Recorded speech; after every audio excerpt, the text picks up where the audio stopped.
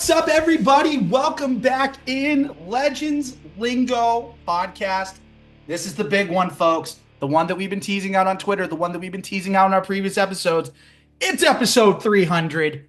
300 episodes of the Legends Lingo boys coming at you week in and week out.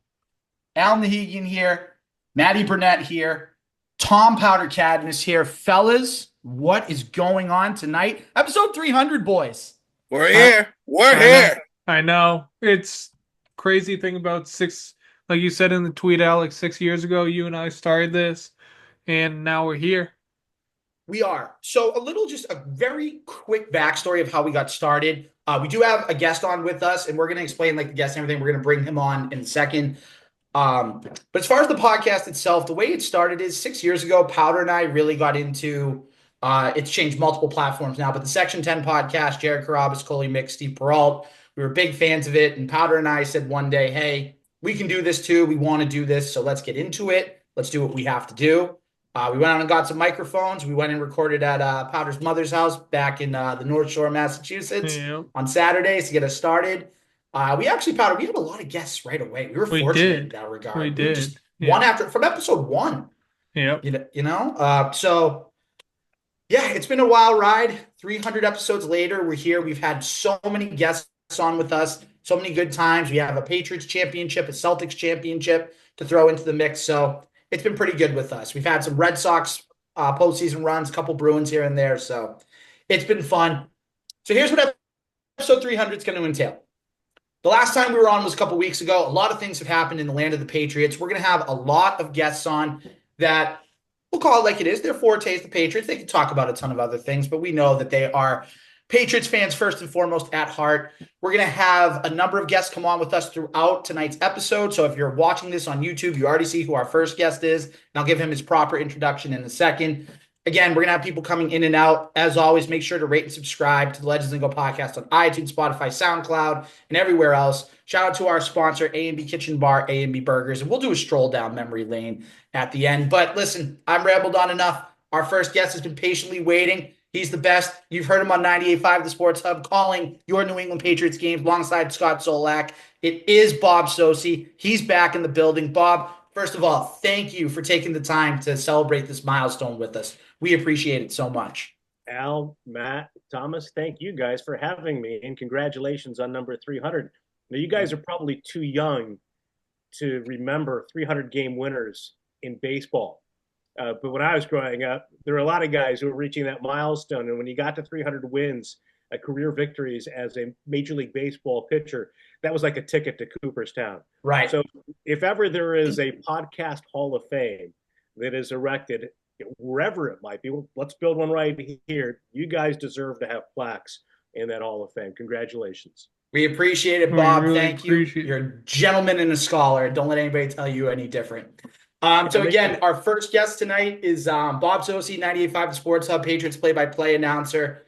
So, Bob, I want to open up the episode with this. You obviously had a firsthand account of the last two, and we were talking off air about this, the last two Patriots seasons. They finished 4-13 in both years. Obviously, it was a little different. Belichick's last year in 2023. Mac Jones's last year in 2023. Gerard Mayo comes in 2024. Drake May bursts onto the scene. We have a lot that was going on with the land of the Patriots. So we want to hear from you. What have you seen in the past 2 years that has led to kind of this downfall from the pinnacle of NFL supremacy, so to speak? Take us through it. We may need another 300 podcasts to get through some of this. Probably. To try to be concise, which is always a challenge for me. Alan, I think it really goes back prior to the last 2 years. I think it's something that has unfolded over the course of a number of years.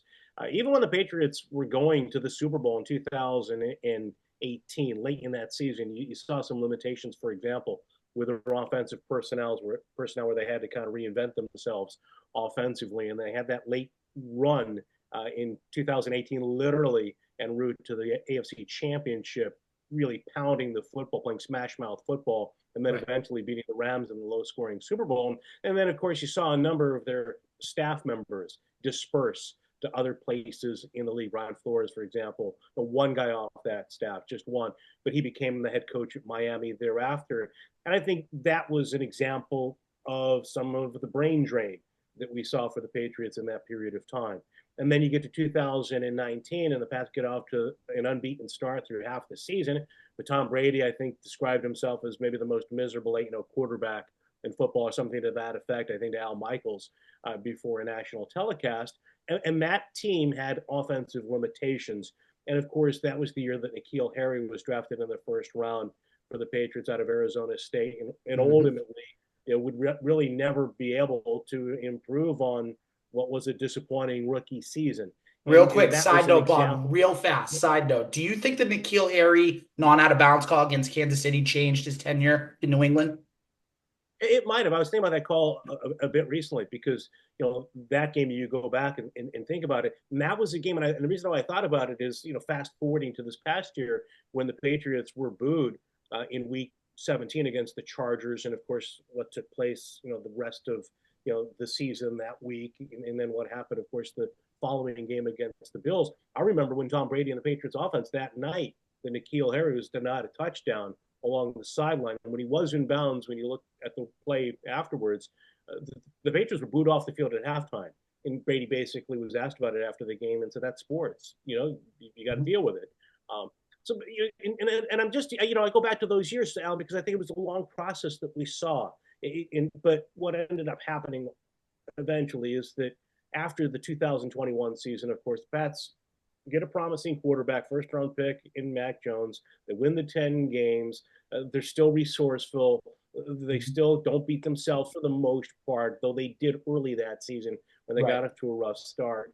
And they get to the playoffs and they get hammered by Buffalo. And then in the offseason, Bill makes the decisions, of course, with Patricia and Judge. And that alters the course of Mac Jones's career here in New England. Maybe it would have gone off the rails anyway, considering, some of the things we learned about him. But it was a very difficult situation. The circumstances were right for the team to struggle in a lot of different ways. And then I don't think that, the team in that period of time could overcome all the personnel losses, the bad drafting, letting guys like Shaq Mason and Joe Tooney walk out the door. Oh, that's so sad to hear. On that offensive line. A guy like Ted Karras, for example, another critical piece I think that was easily overlooked. That gave you depth and a quality person on that offensive front. And it really does begin in the trenches. And so that starts the demise for Bill late in his tenure, 21 to 22, 23. And of course, by the end of last year, the Patriots were dysfunctional offensively. There was very little to get excited about. They make the change. Gerard comes in, and the high point of that season for the team is the first game of the year against Cincinnati. And of course, we've learned so much thereafter. I don't want to go back and relitigate everything over the course of the last couple of seasons, but I really believe that it has been a long process.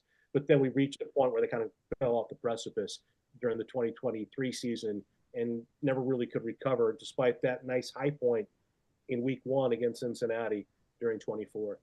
Yeah, it's insane to think about just how far they fell from those golden days. It's just, and everything you said, just like from getting rid of linemen to Mac Jones's regression, everything else, it's just been crazy. Again, we're talking with Bob Socci, Patriots play-by-play announcer, 98.5 The Sports Hub. Who's got the next question, guys?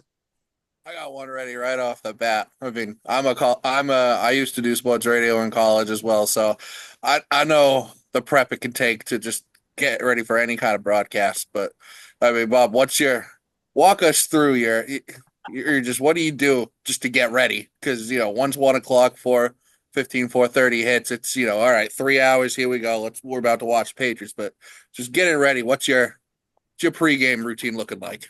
Yeah, man, week to week, it's kind of like Groundhog Day over like a 6-day period where a game ends and you get started, if not that day, that night, then the very next day on your prep for the next game. And it involves a lot of different things. It involves, getting online, going to the various websites, ESPN.com, BostonGlobe.com, BostonHerald.com, BostonSportsJournal.com, all the people that cover the Patriots, trying to read as much information about the Pats as I can. Same thing with the opposing team that they're going to play, trying to get caught up as well on what's taking place around the league. There's a number of columns now that come out usually Monday morning that kind of give you a roundup of what took place on Sunday. And of course, watching Sunday Night Football if I can, or even the 4 o'clock game if I can, just to get a feel, watch the highlights and so forth for what's taking place on a league-wide basis. And then, as you're collecting information, you're also, in my case, hopping on conference calls. Now they're Zooms for example, with the head coach and the coordinators. Head coach on Monday, the coordinators typically on a Tuesday. There are player availabilities during the week, 4 times during the week, 45 minutes. The locker room is open to those of us in the media. So going down to Gillette in interacting with some players, sometimes in a formal press conference setting, sometimes at their lockers, and just try to collect some insights and gain some little tidbits that might help on the next broadcast from them. And try to do the same thing, just watching online interviews and following news for the opposing team, watching replays online, thanks to the NFL Game Pass of the next opponent, watching the television broadcast of that game, just to kind of get a feel. What are those announcers talking about? What's the personnel like for this team the Patriots are going to get ready to play? And this kind of unfolds over the course of the week. And at the same time, I'm trying to get as much of this information into a template that I have on my computer. It's basically through a Word document that has every position, offense and defense, for both teams mapped out. And I have a box for each player, and it has all the vitals, height, weight, how many years they've been in the league, how they were acquired, where they went to school, etc. And then, a few biographical notes and highlights. And it's organized by the depth chart, and it's a big poster board. And on one half, you have the Patriots offense against, let's say, the Bills defense. You turn it over, and it's got the Bills offense against the Patriots defense. And that's my cheat sheet. And I go in on a Sunday, for example, before a game, and try to have at least as much of that information, in my mind as possible. Maybe highlight a few things, refresh my memory, go over the notes a little bit. But then I really bear down watching warm-ups, pretending I'm calling the play-by-play in my head as guys are going through their drills, so that I don't have to look down at that cheat sheet to identify them during the game. And then once the game starts, you let the game dictate how much of that information you have that you use. And you just follow the football and try to keep track of the down and distance and don't screw things up. You also, Bob, you have your Bigelow tea. That's what you have all the time too, to make sure your throat's good to go. The Bigelow, wherever we go, Bigelow tea travels well. Little honey, hopefully. Sometimes I have to bring my own honey. Thankfully, most press boxes around the league have it as well. But yeah, Bigelow tea is a big part of the broadcast day routine, and really every other day as well. Alan, you don't want to. It's like the players always say, they get in the NFL, and the young guys tell you, well, you got to learn how to take care of your body, right. The ice baths and so forth, and get in for treatment and eat well. Well, for the broadcaster, at least this broadcaster, it's Bigelow tea. Absolutely, no free ads, but shout out to Bigelow tea. It's the best tea out there. All right, Powder, you got a question for Bob? Yeah, bringing it back a little bit to the actual Patriots. What is the feel around the Patriots that you have with the new coaching staff coming in? Just obviously very recently, all the hires happening and retaining the couple coaches, but what's the feel right now of the team? I can say that just having been down there on the Monday and Tuesday when Mike Vrabel was introduced at the press conference, and then the following day for a little bit, and that there were a lot of players around because most of those guys scattered immediately after the final game. I would say that the sense that I have, though, from people in the organization, just like people in the general public who are fans, is a much more positive one. That there is optimism, and I think the consensus is conventional about is that they got the right coach for this time, for this team in Mike Vrabel. I really thought Ben Johnson would be a really intriguing guy as a head coach for the Patriots in maybe other circumstances, perhaps. But I think by the end of this process, which was short and quick, it was pretty well confirmed that Mike Vrabel was the guy. And obviously, there's both sides to Josh McDaniels coming back as offensive coordinator. I've had a good relationship with Josh. I think he did a wonderful job as the offensive coordinator in the past. Maybe people want to see, a new way of thinking, a new way of conceiving the offense. Maybe there's some concern about straying too far from what they did last year in Drake May's rookie season. I've been assured by my partner, Scott Zolak, that Drake certainly is smart enough to handle, Josh's offense if that's what they go with. I kind of believe that, Josh is probably going to run, something that's a mix of the old offense that he ran and what Drake is comfortable with. I think he's adaptable in that sense. And Jeremy Springer is the guy I think really, the Patriots coordinators last year had the best season. The special teams unit overall was improved dramatically. I know Joey Sly was inconsistent. Bryce Behringer was a bit inconsistent, especially at home when you're talking about the place kicks and the punts. Right. I thought overall that unit would really strong special teams play was always a defining characteristic, but going back to 2021, for example, late in that season, they had a punt block in Indianapolis. They wanted like 4 punt blocks that year, and they had various times with the special teams collapse. And I think Springer is got a lot of energy, and happy to see him stay on in that role. And as far as Williams goes, he's got a great reputation wherever he's been. Obviously, he and Mike are simpatico when it comes to the defensive philosophies, and certainly seeing a big thumbs up from Jeffrey Simmons on social media.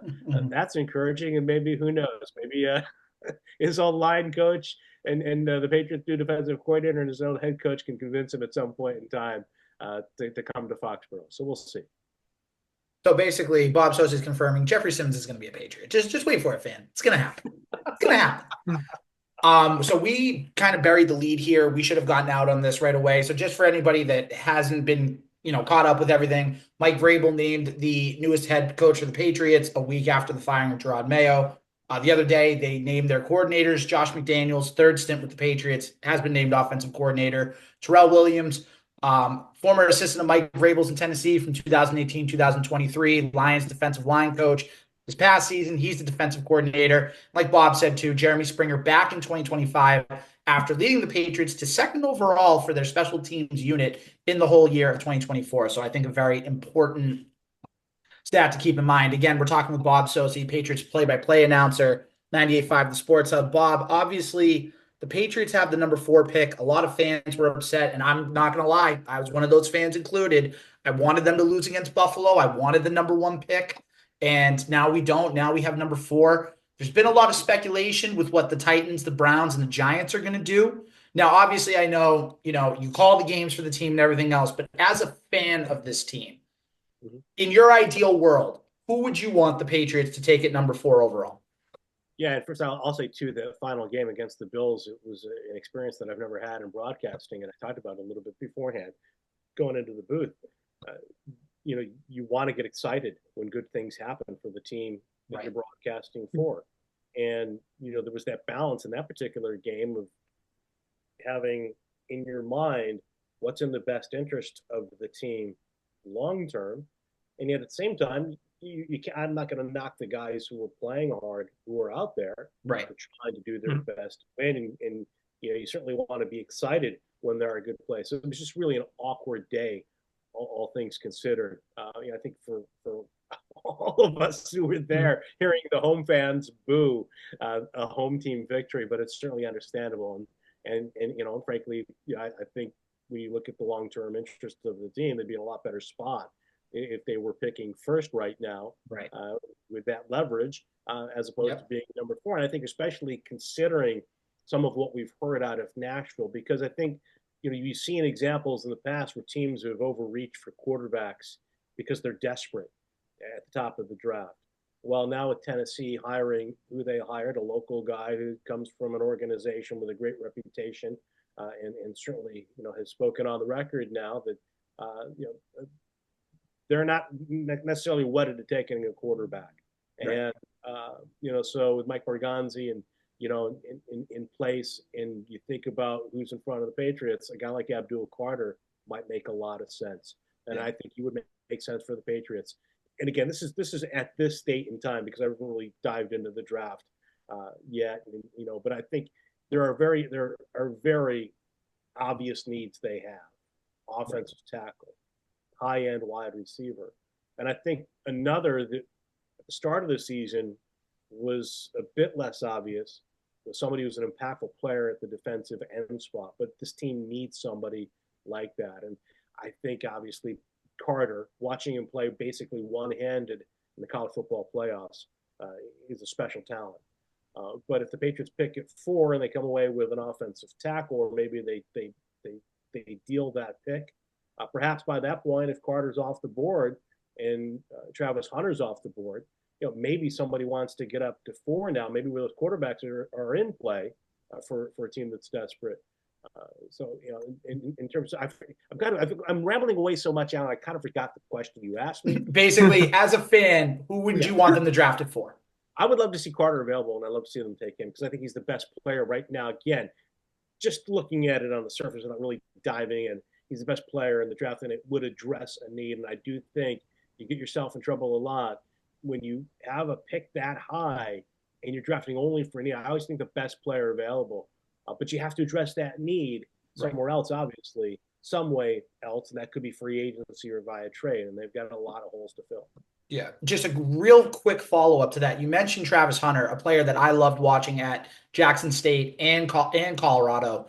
So obviously we know Travis Hunter can play two ways. Do you think the Patriots would have any interest in drafting Hunter if he was available? The only reason I'm asking is because we know of some of their needs, right? You mentioned it, offensive tackle, stuff like that. But they do need, like you said, wide receiver. Travis Hunter played wide receiver at Colorado, did it well. He also played corner. And with Jonathan Jones as a free agent, you don't know if he's coming back. So maybe you draft Hunter and then you slot him into that CB2 spot with Christian Gonzalez on one side, Hunter on the other. I don't know. Could the Patriots have any interest in potentially going to get Travis Hunter? Well, Alan, I think it's an interesting situation with the Patriots because I talk about less obvious needs. I think there's a very important absence, a void right now in their secondary, and it's actually more at safety for me, free safety, than at cornerback. They got through 2023 without Devin McCourty, but they really missed a player with his range back there this season. And I think the greatest testament to Devin is that he prevented a lot of bad plays from happening. Right. And a lot of times people wouldn't look at him as a playmaker necessarily because he didn't have the interception numbers of some guys. But I think that's another glaring need for this team. So maybe Hunter doesn't address that, but at least what you're saying is, this is a passing league, and you got to cover guys, and you got to marry coverage with pass rush. And so if you can't get Bill Carter to get to the quarterback, well, maybe the next best thing is if that's where you see Hunter as a guy who plays defense primarily and then gives you some plays on offense. Well, in the case of the Patriots, they're now coached by a guy who was a defensive stalwart and an excellent special teams player who also made some plays on offense too. Right. So I think that's one of the things I really respected about his team is Tennessee. There was a resourcefulness there with the talent and the rosters they had. So I think it could be very, very much a possibility. I do think there are some questions about Hunter and his build and his durability at the NFL level. And I know other guys that are coming on now. It seems kind of risers since the college season ended for them, who a lot of people now are starting to view as, well, maybe that guy's a better wide receiver prospect. But Hunter's the best player in college football last year for me, and would be a guy that would be very enticing. I think with what you're saying is a versatile piece who could play one place most of the time, if not all the snaps on that side of the ball. But then, like Marcus Jones, maybe even better, give you some exciting plays and some dynamic plays on offense. Right. That's what I was kind of thinking, like the Marcus Jones piece, but I don't think he would be as used in multiple assets as Marcus Jones. But I digress. Again, we're talking with Bob Socci, Patriots play-by-play announcer, 95 Sportshub. Maddie, you got the next question. I mean, Bob, you're going to get radio questions from me just because I'm a radio kid at heart as well. Excluding the Super Bowl and AFC championship games, Patriots have been in. And oh no, did I freeze up? There I am. All right. Excluding the Super Bowl and AFC championship games, Patriots have been in. What's your favorite game you've called? Just simple as that. That's a good. Usually I say the AFC Championship against the Chiefs in 2018, but since you took that one off the board, 2014 divisional playoffs, Patriots and the Ravens. Oh, that's a great game. Yeah. That's one of my favorite games of all time. Oh my god! I thought you were going to go New Orleans for a second with Kenbrell Tompkins catching the game winner, but. That was a phenomenal finish. I still cringe when I hear my screaming, as Zoe is screaming too after the Kenbrell Tompkins catch. I mean, who can forget unicorn show ponies? Where's the beef? Oh, and a quick follow up. What's it like with Zolak? Because you just never know what you're going to get out of him. No, he's a blast to work with, and I hope my internet connection is stable enough. I know that it's been buffering a little bit here. No, you're good. It's kind of like Bob. But we have a blast. Even like the last couple of years, because as you hear on the radio, Scott, he wears his emotions in his actions and also with his voice and his commentary. And I think the one thing that we've tried to do is be honest in calling the games. And the last couple of years, when there were moments when the team deserved to be criticized, they've been criticized, and you go to a point. But I think, Zoe at the same time, is somebody who it's just a lot of fun to work with, even when the games aren't necessarily fun games to call. We're still having a good time up in that broadcast booth, and he's so passionate about the Pats. He knows football so well. So, wherever he goes, I talk over him as much as he talks over me, and it seems to work, hopefully, for most people. That it does.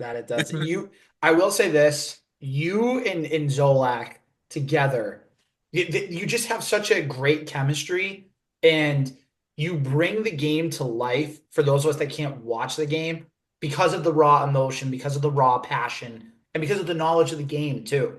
Like, we'll hear you comment on the play, obviously, and then Zolak will go a little bit more into detail, and then you might throw in, like a funny one-liner and stuff in there too. But it just, again, it goes to show just how good of a chemistry you guys have together. So that's a credit to you guys for working, all these years together that you have.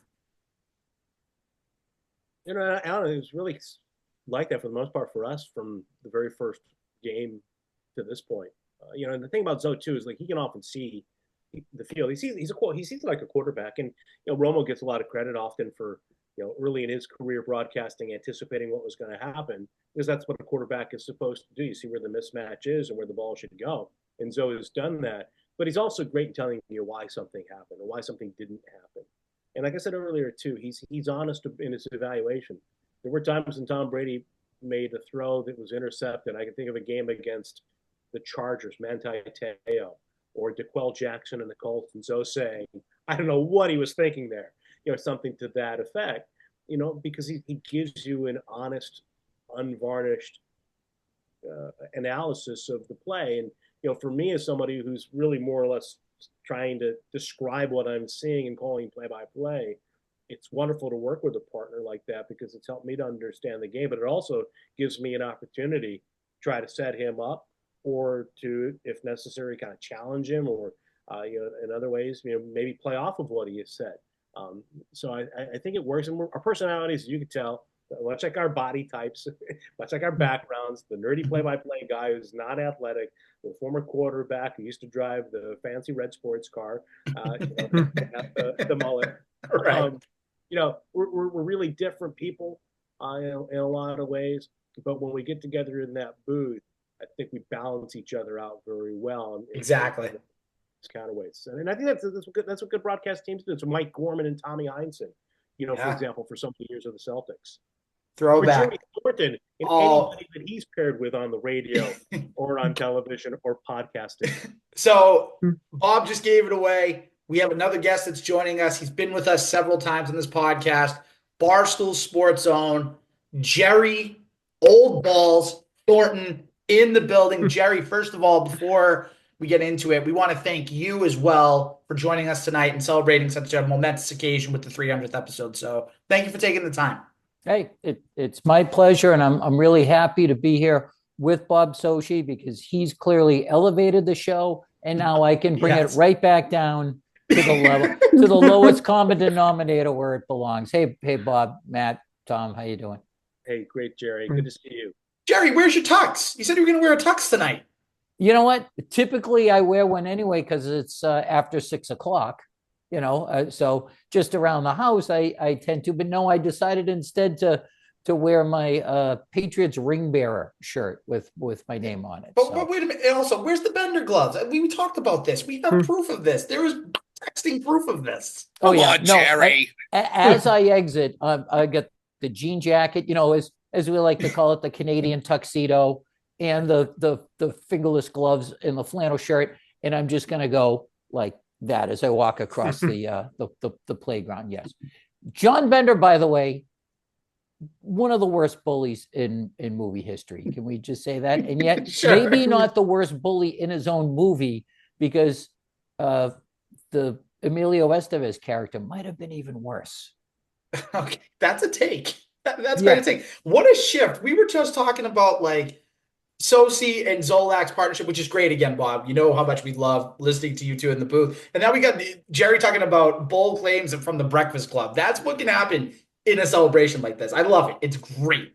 I'm never more than a minute or two away from making an 80s movie reference, and John Hughes is going to be the wheelhouse of that. But yeah, like I said, I came here to lower the bar, and it didn't take me more than a minute. Oh man! Love So it. now we're joined. Go ahead, Bob. No, go ahead, please. Oh no! All I was just going to say is, so now we're joined by both Bob Socci of 98.5, the Sports Hub Patriots play-by-play announcer, and Barstool Sports own Jerry Thornton. So Bob and Jerry, obviously, Bob, we've talked with you a little bit now throughout the episode just about the Patriots and what was going on. Jerry, to kind of fill you in, we just talked about kind of the head coaching hirings, and we talked a little bit about the draft. So I'll ask this question real quick, and then Powder, I feel so terrible, my good You're sir. good. I cut you off, my bad. But this is just I'm like, I just got to remember and then get it out. But free agency obviously happening in March. Who is one target? And I want to hear from Bob and Jerry first. Who is one target you think is absolutely necessary for the Patriots to make I'm going to use a basketball reference here, full court press at? Who should they be making sure, prioritizing that they get in free agency if there's one name that you had to get? So I want to hear from Bob and Jerry first, and then I want to hear from Maddie and Powder. Jerry, you want to go first? No, Bobby, I defer to you, my friend. Well, I don't have an original thought here, Alan. I'm going to throw out T. Higgins' name. Yeah. No, it's fair. Because especially after watching him the last couple of weeks of the season, Burrow was phenomenal, but Higgins, in particular, for me, late in the season, to give the Bengals a chance to be in position to get to the playoffs, and it would address an obvious need. We were talking earlier about obvious needs for the Patriots and others are kind of sneaky needs for them. The wide receiver one has been there, a top end receiver, an elite receiver for a long time, and any questions about Higgins early in the season, for me, were answered by the end of the season. I just think, though, there's going to be so much competition for him. The other part of it, too, is we were talking about the draft, is if an Abdul Carter was available for me, I don't think you can get a wide receiver who's going to be an elite talent necessarily in the draft. You got to address tackle, receiver, and maybe that defensive line. And so you got to find other ways to get that guy who can come in and impact that room. I saw a quote today, I think it was Jeremy Fowler from ESPN, citing an anonymous league source, saying that an NFC executive who believes that the Patriots will go after Tyreek Hill, try to make a trade for Tyreek Hill. I saw that too. Love the speed. Love what he's done as a player production-wise, particularly in some games for the Chiefs against the Patriots, a couple of times with Miami. But not necessarily here. So Higgins would be my guy. I'm sorry, Jerry. I typically, like I say, get long-witted. Well, listen, if this was terrestrial radio, I would say that's ridiculous, Bob, and I would come up with any other answer just to start an argument. But absolutely, it's Higgins. And here's the thing: look, their needs are glaring and they're obvious. Like you don't have to, it doesn't take the ghost of Vince Lombardi to see what's lacking on this team. The problem with addressing wide receiver in the draft, which a lot of people want them to do, is the bust rate at that position is off the charts. And yes, you could drill down on the Patriots' recent history and say they're bad at scouting, but that's a league-wide problem. I point out again that in 2019, Derek Metcalf was the 64th pick in the draft, and he broke the combine. There was no way that any scout should have been able to look at him and go, nah, he's not the guy for us. And every team in the league passed on him at least once. T. Higgins is a known commodity.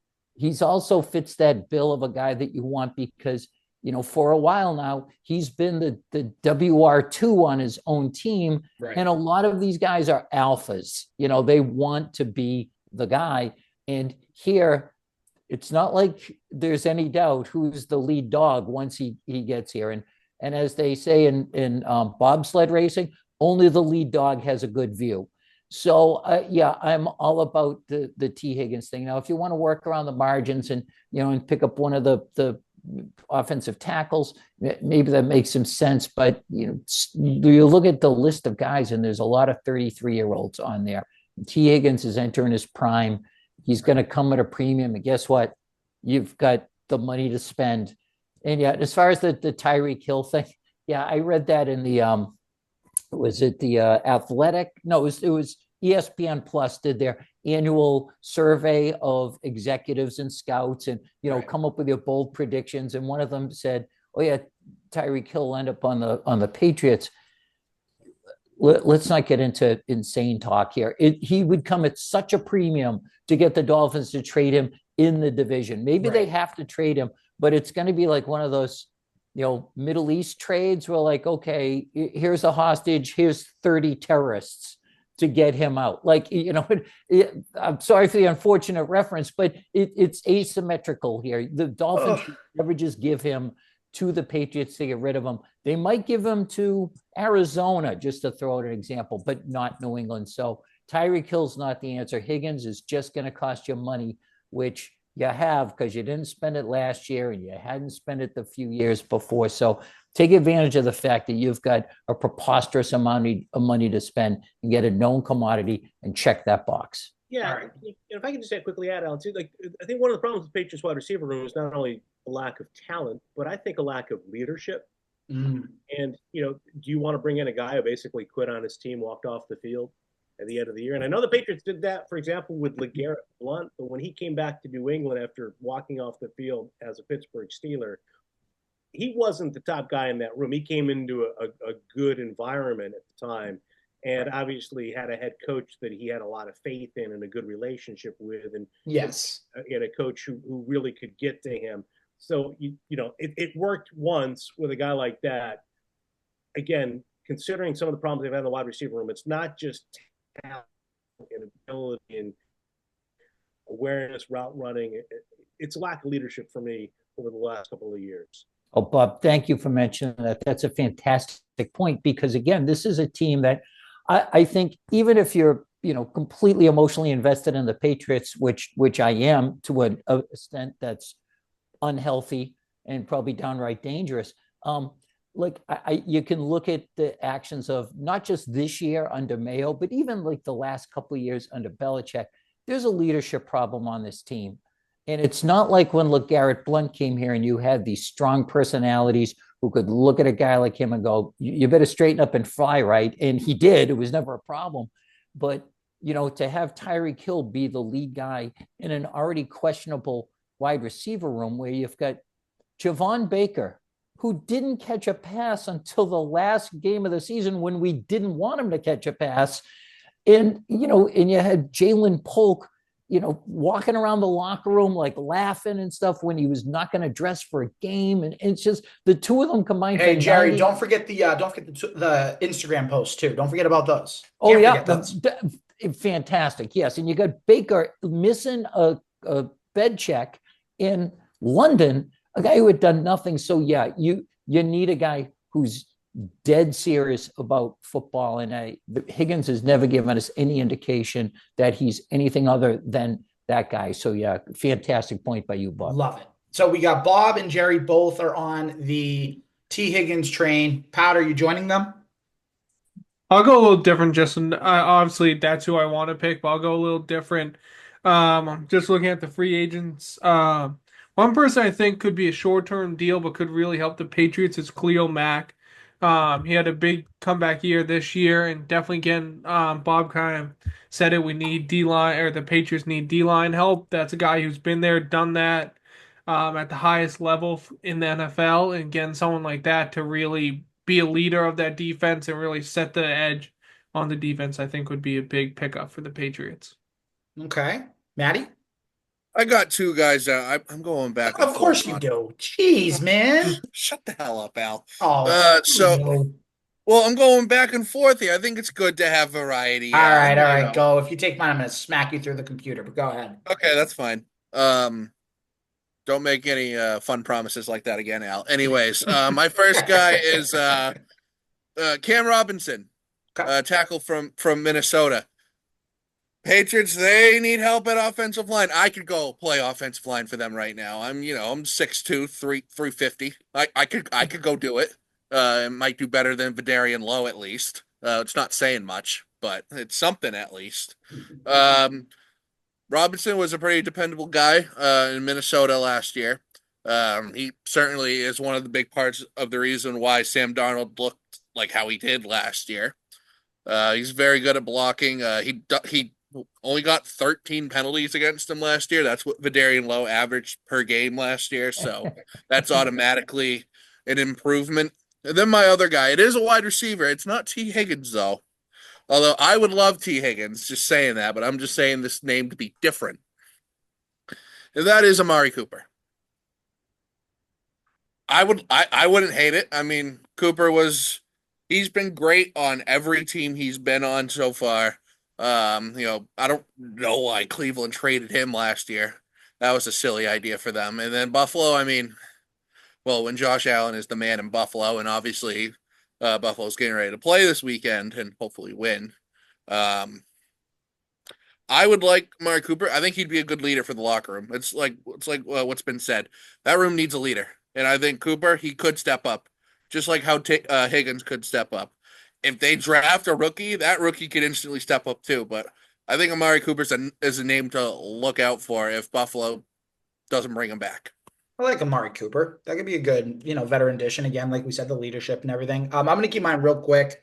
On the offensive line from the Baltimore Ravens, Ronnie Stanley, coming off a Pro Bowl year, 6'6", 315.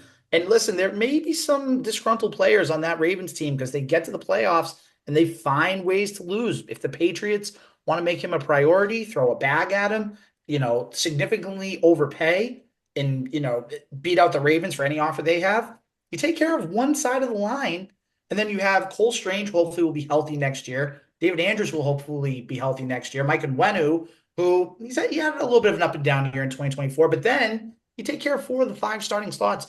Then you get that left tackle position. If you can get that taken care of in the draft, then you look a lot better and you protect Drake May a lot better. So give me Ronnie Stanley, or if he plays left tackle, you have to take care of the right. Either way, a tackle's taken care of. So I'll take that.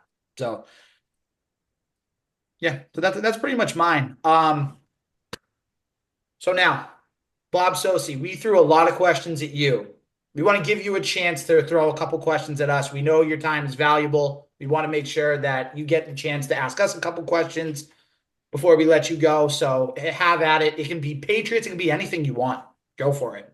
All right, present company excluded. So I say that thinking that Jerry's part of the present company here. So favorite guest, 300 episodes, the best guest you guys have had, maybe the most pleasant surprise. I won't ask you to name the biggest disappointment, but the best guest you guys have interviewed in your 300 episodes, not including anybody here.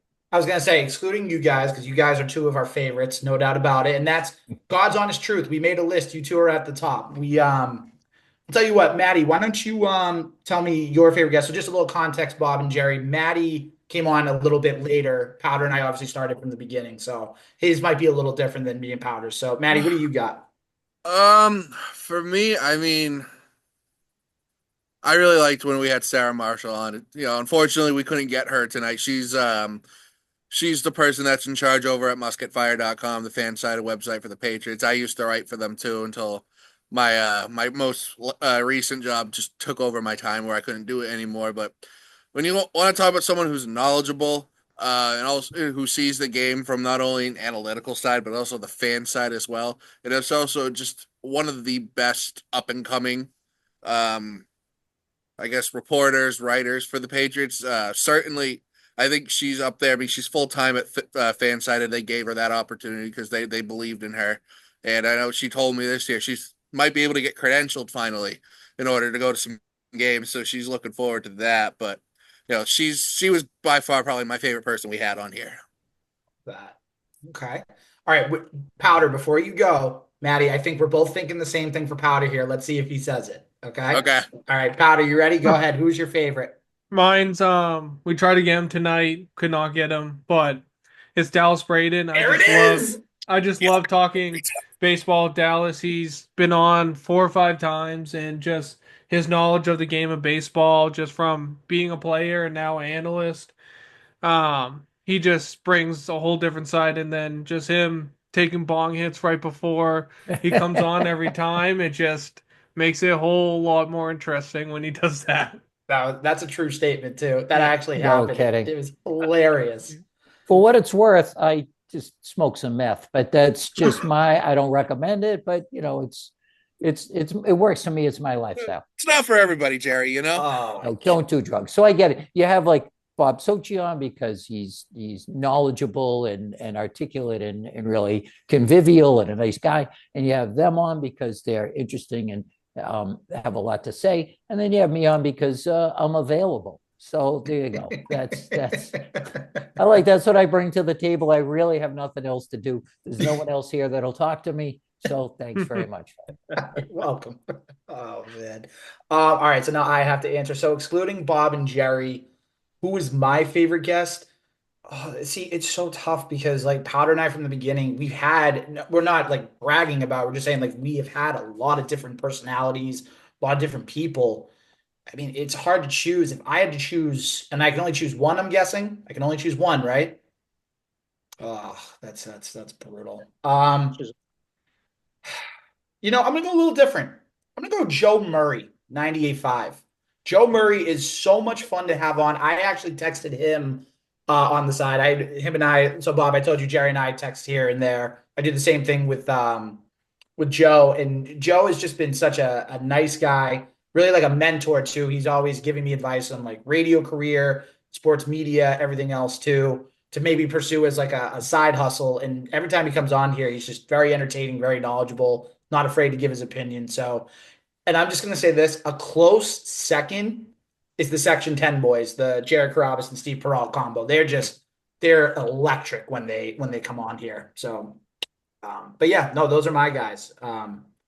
So yeah, Bob, you have any other questions for us that you want to get out there? I'll give you one more. Love it. I'm going to give you some titles, and you tell me best book written, about the Patriots dynasty. Jeff Benedict's dynasty. Connor's Belichick. David Halberstam's Education of a Coach. Michael Hawley's Patriot Reign. Right, so there's what, 4? Darkness to Dynasty. 5 rings. Ding, ding, ding, ding, ding, ding. That's the one. That's the one. Thank you for the shameless plug. To be clear, 5 Rings came out in September of 2018, and then they made it obsolete in 5 months. So I had the laser disc of literature, and the publishers, bless their hearts, like reverted the rights back to me and let me add to it and sell it to someone else. But seriously, that's a champagne problem to have. You know what I mean? Somewhere there's a Jets fan who wrote a book called One Ring in 1971, and it's still as relevant today as it was the day they wrote it. So thank you, 2018 Patriots, for that. But Bob, I appreciate that. You're supporting a struggling artist and literacy in America. So much obliged. You're the best. Bob Socci. Champagne there, Jerry. I see something in that glass, but it might come from a vine. But there you go. I love it. Bob Socci, thank you for taking the time to be with us, to celebrate this milestone with us. When training camp comes around the corner, we gotta meet up and just say hey, because we've done the Zoom thing. We gotta do the in-person thing. That'd be awesome. Let's do it. I'm down. Bob Socci, thank you very much again. Make sure to listen to him next year. 98.5 The Sports Hub. Patriots every game. All right. Take care, guys. I appreciate it. Thanks, Bob. Have a good one. Thank you, Bob. So we want to make sure that we thank Bob Socci for coming on the 300th episode of the Legends Lingo podcast. You can follow him on Twitter at Bob Socci, everywhere on social media. Jerry. Yeah. How about Bob Socci? That guy, the rare person, that unicorn that is liked by everybody. Like, I defy you to find someone who is neutral on Bob Socci, never mind one that doesn't care for him. Like, he's just universally liked and admired, and he does a bang up job. And yeah, he's the best. He's always been nice to me, and I was thrilled to have you tell me that he's coming on here, because he's the best. He is. Bob is the best. He gives us his time. Very, like you said, very articulate, very thorough with his answers, and that's the best part about him. Jerry, we talked about pizza places and stuff the other day. We talked about Johnny Kono's in Weymouth, Massachusetts. It's a great establishment. Mm-hmm. But you know what's an even better establishment? And I can't believe I'm saying that, because Johnny Kono's is great. A&B Kitchen and Bar in both Beverly, Massachusetts and in Boston, Massachusetts. Yes. Well, Powder, I'm hungry. Legends Lingo for the last, I don't even know how many episodes, has been graciously sponsored by A&B Kitchen and Bar and A&B Burgers. As I say every week, A&B Kitchen and Bar is a place to meet up before, after Bruins or Celtics game. It's right across the street from the TD Garden. Whether you want to meet up during, before, after a game, and be with those crazy fans at the Garden and have a great meal, whether it's a burger, a pizza, whatever you might have. They have great drinks, great beer. Make sure you tell them the Legends Lingo Boys sent you. Shout out to A&B Kitchen and Bar, A&B Burgers. Yes, Jerry, it was a shameless plug for our sponsor, so we had to get it in there. No, it was so smooth that I said, you know what, this might lead to a sponsorship. So I just Thank you. kept my mouth shut. And well done, and way to take that hand off and just punch it right into the end zone. We love it. Jerry, I got a mini question for you. Shoot. What if I told you we have another 98.5 The Sports Hub on-air personality in our waiting room right now? I would be overjoyed. Like Guess I would be thrilled beyond the capacity to form words. Who is it? Do you want us to show you or do you want us to tell you? You tell us. Show me. Show you. All right, Powder, let him in. And this is a first-time guest. This is the first time we've ever had this gentleman on with us. Let's just make sure his audio connects, and let's just make sure his camera connects. Oh, there it is. Look at that. Ladies and gentlemen, for the first time ever in Legends Lingo podcast history, you hear him every morning on 98.5 The Sports Hub. Toucher and Hardy, 6 to 10 a.m., Monday through Friday. It is Rob Hardy Poole in the flesh with us. Hardy, it's an honor. Thank you for joining us for such a momentous occasion. How are you tonight? Thank you very much. You got my, is my mic working? Can you guys hear me? Your mic is working fantastic. All right, good. Yeah. Congratulations on 300. Hello, everybody. What's going on? Not much. We're hanging out. You just missed Bob Socci. Bob Socci was on with us for a good majority of the time. Did he talk about the LA Rams and He how did the not Rams talk. had a disappointing finish to their season, but the Rams will certainly be back next year.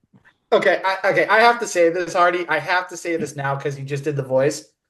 I missed the Monster Mash when you were on Zolak and Bertrand. You used to crush the lyrics, and I'm just going to say this. Tim McCone, and I like Tim McCone. He's a good guy. He works hard. When you went to the mornings with Toucher and he got the job that you did with Zolak and Bertrand, that first Monster Mash, that was yeesh. That was brutal. Let me tell you, that was the hardest I've laughed at the radio in a long, long time. And I told McCone afterward, look, I know that wasn't what you were going for, but you ended up making fascinating, compelling radio out of it. And at the end of the day, all right, the means justify the ends or whatever, something. I don't know. All I know is that I laughed harder and I was more entertained by what he did than had he pulled it off in amazing fashion. So I thought it was hysterical. Maybe he didn't, but I did. It was great. It was incredible. Are you kidding me? It made my drive home from work. It made it great. It was awesome because I could listen to it on Apple Podcasts. I'm like, oh, let me play this. And then I heard it. I was like, oh my God. You know, my favorite thing about McCone's version is he really kind of John Lee Hookered it. He just kind of blew through the phrasing and all the normal stops and the music and the meter and the tempo. He's like, no, man, I'm just going to make this my own. Boom, boom, boom, boom. Shoot you right down, right off of your feet. Boom, boom. And the band's like, where the hell is he? What's he going? Where are we? He didn't care. The bed was almost over. It got to the boom, boom, boom, boom. Boom. It's now time to start the sponsor thing. It's like, I know it. I've been doing it for so many years. He goes into the third verse. I'm like, hold on, everybody. This is a whole new Monster Mash going on with Tim McCone at the controls. It was glorious. I know. Then they tried to do the other segments. And he tried to do like, it was like the McConies or whatever. And I was like, oh my gosh. Like, what are we? You can tell I listen to 98.5 a lot. You can tell. Like, it's very evident. Good. No, I appreciate it. Thank you. Oh, of course. So Hardy, we've been talking with Jerry Thornton of Barstool Sports. We talked with Bob Socci. We've just been talking a lot of Patriots and stuff like that. I just wanted to give you a question. Then poor Jerry's just been sitting so kindly and patiently, just waiting for our questions. Jerry, we appreciate you. We love you. You know. No, you don't interrupt Hardy. He's a professional. All right, he's good at this. No, all right, Jerry. Seriously, I'm a fan, and I love hearing you on the morning show. That's not just that perfunctory thing that you feel like you got to throw a compliment to someone. And, you know, I'd be really curious to find out what the vibe is like in there on your end, as opposed to what it was like, I don't know, 10, 12 months ago or whatever. But I don't know how much you want to be saying. No, I was going to ask you that too. So that's perfect. Just the change from the midday to the morning. How's it been for you and all that other stuff? So go ahead, Hardy. I appreciate it. And again, thanks for having me on. And Jerry, it's good to see you too. You and I haven't had a chance to do much other than, you know, a few TV hits together here and there, but it's always good to see you.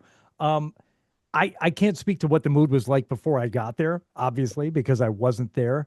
All I know is that now we've got 6 people working together on that show who all seem like genuinely engaged and as happy as you can to be there at, you know, 5, 6 o'clock in the morning. You know, we all kind of roll in at different times, but the fact that it's, you know, it's a real collaboration. You know, what works for us didn't work for the Patriots, but for us, you know, that's for sure, Hardy. That's for sure. It's, you know, it's not like a dictatorship. You know, Fred and I obviously have, you know, very firm ideas about, you know, what we want and how we want the show to go, but you know, everybody contributes, and between you know, Fred and I working together, which I was, you know, pretty sure would work out because we were friends already, and it has. It's been great.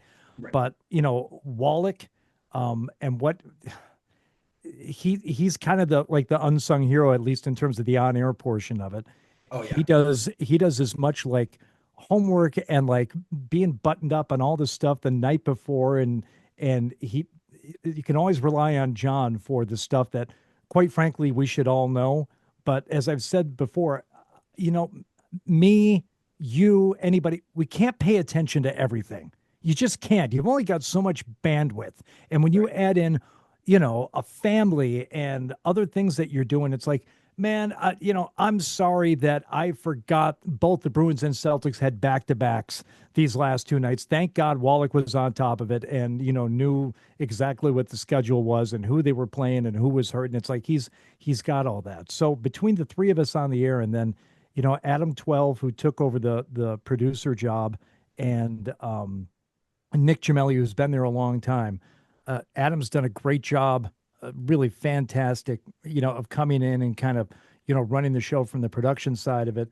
Nick has really, I think, grown a lot into his secondary producer role. And what I mean by that is like producing videos and web content stuff that the company is all hot and bothered for.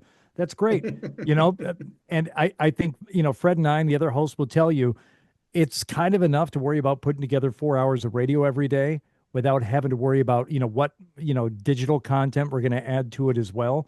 So, you know, we've got Nick to do a lot of that. And then Ryan Beaton is, you know, another producer that we have who has just he's been fantastic. We knew he was a good worker, but, you know, so what? Just because you're a good worker doesn't necessarily you're going to be good at any one particular job. And he is. He's got great ears.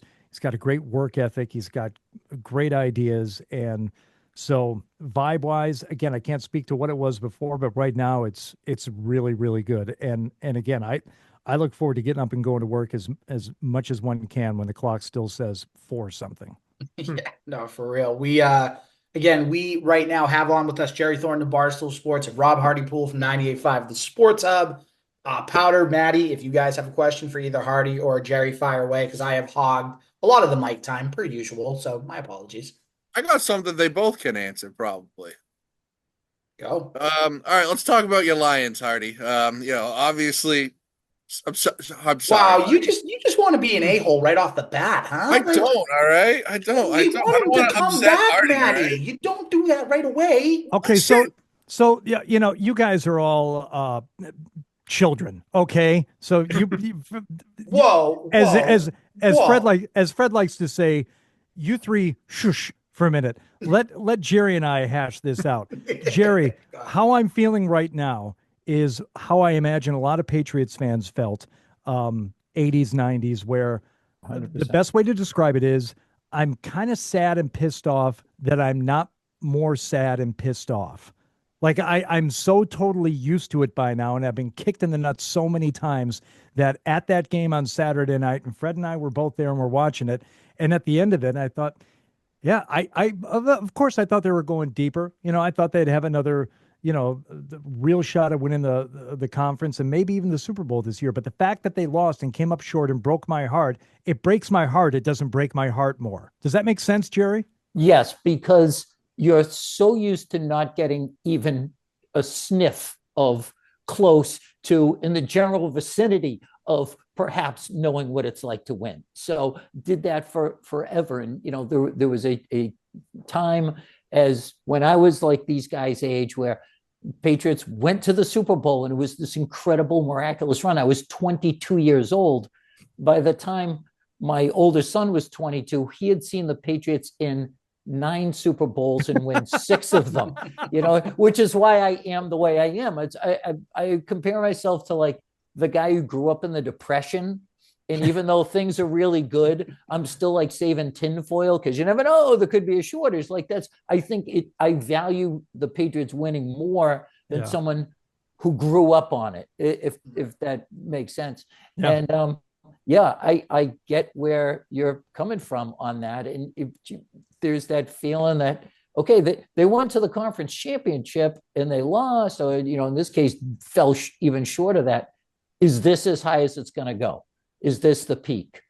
Because, when I mentioned to my sweet Irish Rose how the Patriots just hired one of the Lions coaches away, and then the Jets hired another one, she goes, oh, they're losing all their guys. I'm like, welcome to the Patriots world. We went through this for 20 years where every time some loser franchise was looking for a boost, it was a brain drain. They just hired away the Patriots' best guys. And when I say loser franchise, I'm referring to the current Patriots. So, right. Yeah.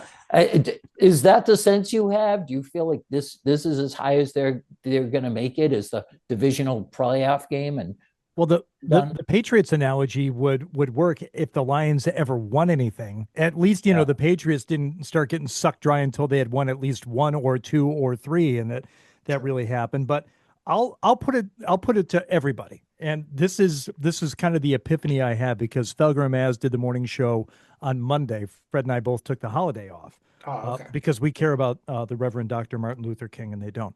Of course. No. It's going to get everybody in trouble. No one's going to take that as a joke. We got you, Hardy. We got you, buddy. I appreciate it. Of course. So they wanted me to call in because I had been at the game, and Felger said, like, okay, so Hardy, where are you? Has your mind changed on it? And in that moment, I thought, you know what? Yeah, I know that Ben Johnson and Aaron Glenn were going to be gone, but they have Dan Campbell. They have a lot of talent. They've drafted well over the last few years. I have no reason to believe they won't draft well again. I don't know if they can get over the next hump with Jared Goff at quarterback. You look at who's left in the NFL, the final 8 teams, even now with the final 4, and with the exception of Jalen Hurts, who hasn't been playing well, you've got 3 outstanding quarterbacks. Even one is a rookie who's playing out of his mind. Can you succeed? Can you win your conference? Can you get to the Super Bowl and win it with a quarterback like Jared Goff? And I know we saw him in the Super Bowl once before. How many points did that Rams offense put up against the Patriots? All 3 of them. That's right, Al. So I don't know. And I think while the window may not be closed, I think they're going to have a good team. I don't know if Jared Goff is enough. What do you guys think? You see him, you watch him play. I think just to kind of jump in, I think the lack of mobility is such a like dying breed in the NFL. That's what it is. You don't see these quarterbacks anymore that are like, and I'm going to call it the golden age, where it was like Brady, Phillip Rivers, Ben Roethlisberger, Peyton Manning, Eli Manning, even just to throw in there, because they didn't have speed, but they were so smart and they were so accurate with their throwing that it made for, quality teams and quality, just quality product. But now you need the dual threat quarterback, which luckily the Patriots have now. They have Drake May, which is nice to have. But now, like for your Lions, Hardy, I mean, it's it's going to be tough because I agree. I think they can only go to a certain level with Goff right now. And especially when you're getting your coaches plucked, makes me think of 2018 when the Patriots, and we were talking about it with Bob Socci earlier, Brian Flores left for the Dolphins, Josh McDaniels left for the Raiders. So it's like, that's what's going to happen when you're a good franchise. You're going to get coaches plucked and you're going to have to just, retool and go on the fly. So sorry to ramble, but to answer your question, Goff is I agree, he's only going to take you so far. Hardy, didn't you guys have Phil Perry on, and his mock draft had the Lions going quarterback in the first round? Yeah, and I didn't follow up with him that much because we had already spent 3 days talking more Lions than we have Patriots, and I'm very aware of where we are in the audience, and I can't let next thing you know I'll be talking about golf all the time, and nobody wants to hear that either. But yeah, he does have them taking a quarterback, and I think I don't know that the Lions are ready to move on from Goff. I'd be surprised if they did, but I just feel like it's not going to happen. It's not going to happen with him, whether it's the mobility that you were just talking about, or whether it's just lacking that something that you need. Goff, like that Goff it factor. It's so cliche. It's so cliche, but Goff is a guy that you can win a lot of games with, and you can win it. Is he going to go out there and win you a game himself, like Josh Allen will, like Patrick Mahomes will, like Jaden Daniels has been doing, for crying out loud? And I don't think he is. And you're going to need at least one of those at some point in an important regular season contest, or once in the postseason. You're going to need to at least have the threat that this quarterback that we're facing right now can win this game on his own if we screw up. And the Lions don't have that.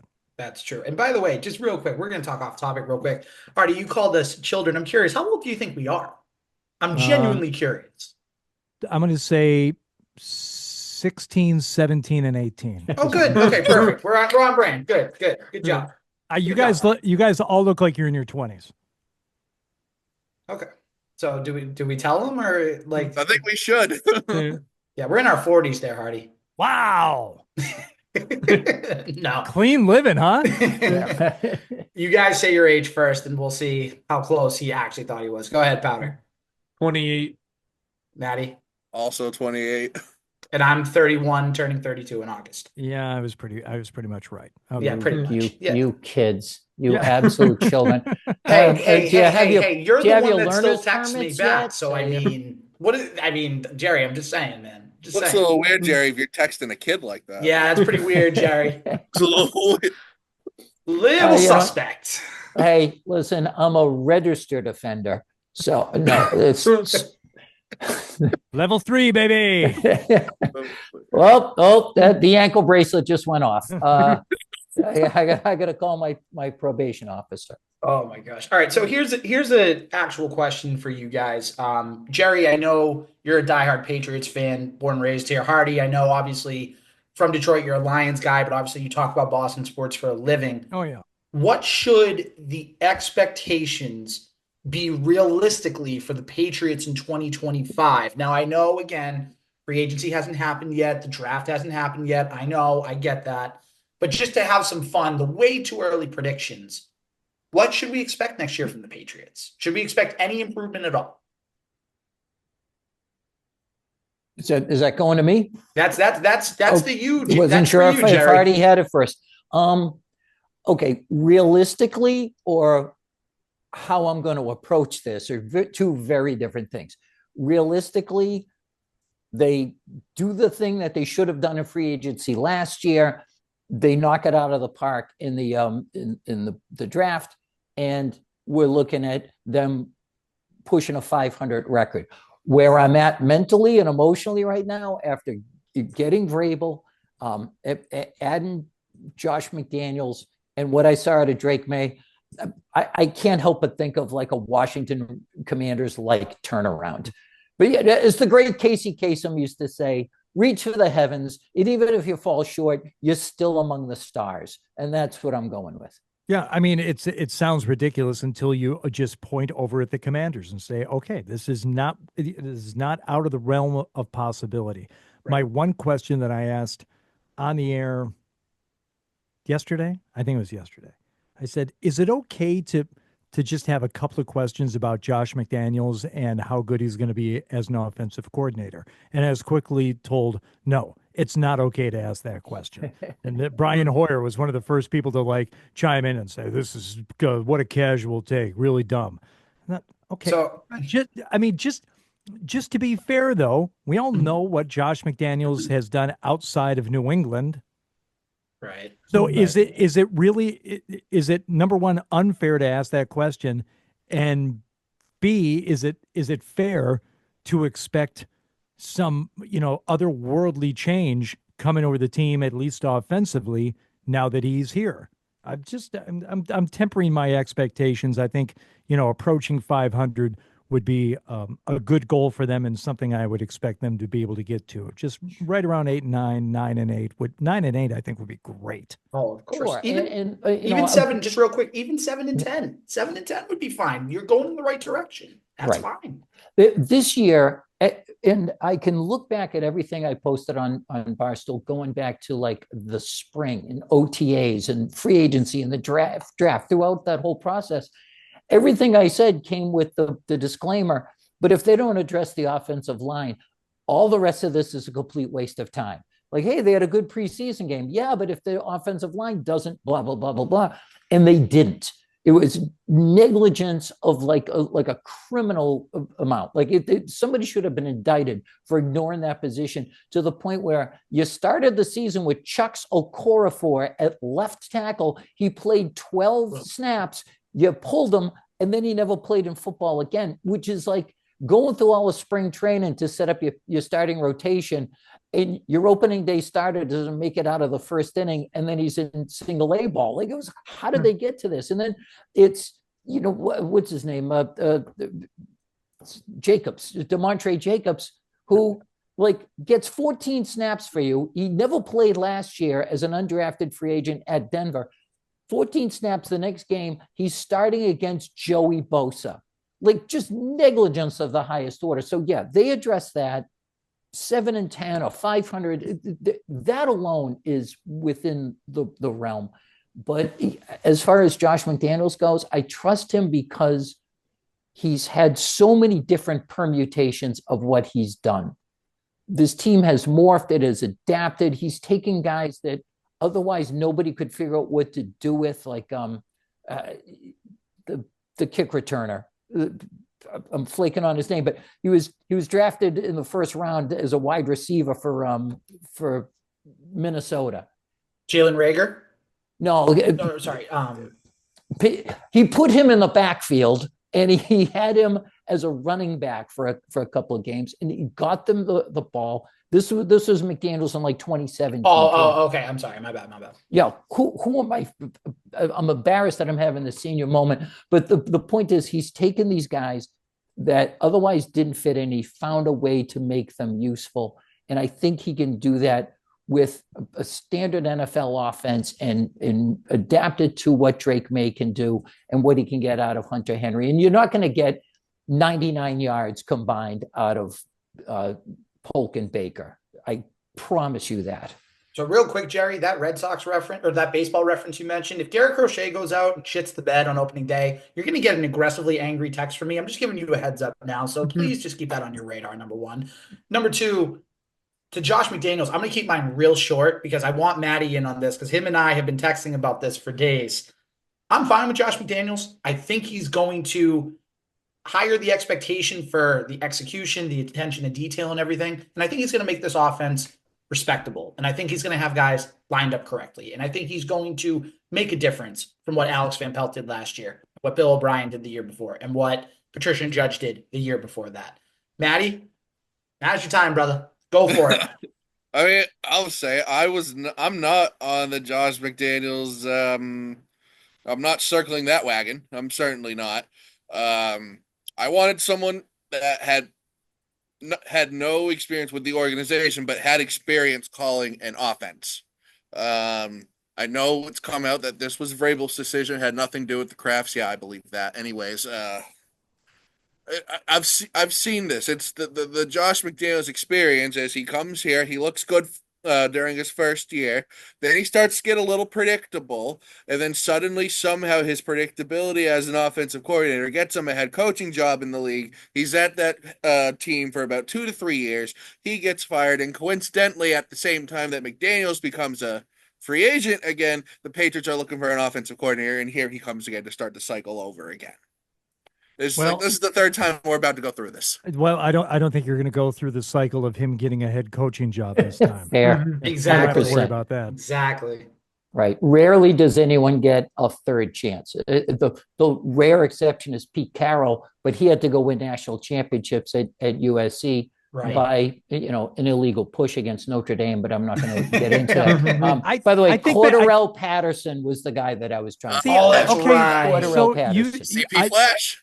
And I thought you said that a rookie in 2017, but it's just somebody who came to the Patriots in 2017. Yeah, exactly what I was going at. Who Minnesota could never figure out how to utilize him, and McDaniels did. But the thing with McDaniels too is that last year the Patriots were 30th in the league in points. The year before they were 31st. The year before that they were 17th. His final season here in 2021.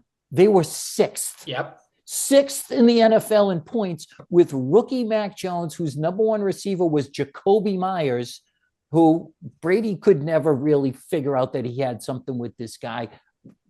Somehow with Mac Jones, they got enough chemistry that he put up points. And Kendrick Bourne, a brand new cast of characters. He has a way of adapting to what he has to work with. And just Mac Jones, the 1 year that he was here with McDaniels versus the entire rest of his career, that alone tells me this is the guy that I'd like to have to be the Mr. Miyagi to Drake May going forward. As well as Alex Van Pelt did, it's not about being fair to him. He's a lifer. He's going to survive. It's about a guy who's not going to go anywhere, and you can trust him to work with May for the next 10 years and get the maximum out of him. Okay. One thing just real quick. I'm sorry, but No, don't be sorry. Go. Yeah, you brought this up, and someone else had brought it up too about the points average for the Patriots in 2021 with Josh McDaniels. And again, I'm not saying he stinks. I'm not saying that I don't think it'll be good and probably even better than what they were last year. And I say probably because I don't think Alex Van Pelt was a disaster as an offensive coordinator. I think he did pretty well with what he had to work with. That's fair. But the points that the Patriots put up in 2021, 104 of the points scored, 54 against a terrible Jets team in Week 7 that was going back and forth between Mike White and what's his name? Whoever the backup was for the Jets that day. No, I think it was Wilson. Oh, yeah. Okay. And then they hung 50 on Jacksonville at the end of the season, and they were all done. So, that number gets skewed. And also, then I had people just losing their minds about this yesterday, saying, oh, my God, Mac Jones was a Pro Bowler the first year with Josh McDaniels as his offensive coordinator. I'm like, yeah, after all the other real quarterbacks tapped out of the Pro Bowl, like they do almost every year, and they're left with, hey, we need someone to come in here and play quarterback for the AFC. Mac Jones, yeah, he is, and also do a bad gritty too when he scored that touchdown. Yeah. I mean, when you're hanging your hat on the greatness of Mac Jones to show how good an offensive coordinator Josh McDaniels was, I'm like, well, if he did that much for Mac Jones, he was able to hang on to none of it the following year. Matt Patricia came in and absolutely ruined the kid because he looked pretty ruined early on. I question how good he ever was, even in that year with Josh, how good the offense really was. It certainly, they put up more points and they won more games, but don't talk to me a lot about the points, and certainly don't talk to me about them being a playoff team. That was the most fraudulent playoff team I've ever seen in my life. We saw what happened in the playoffs against Buffalo, and they had no business being there.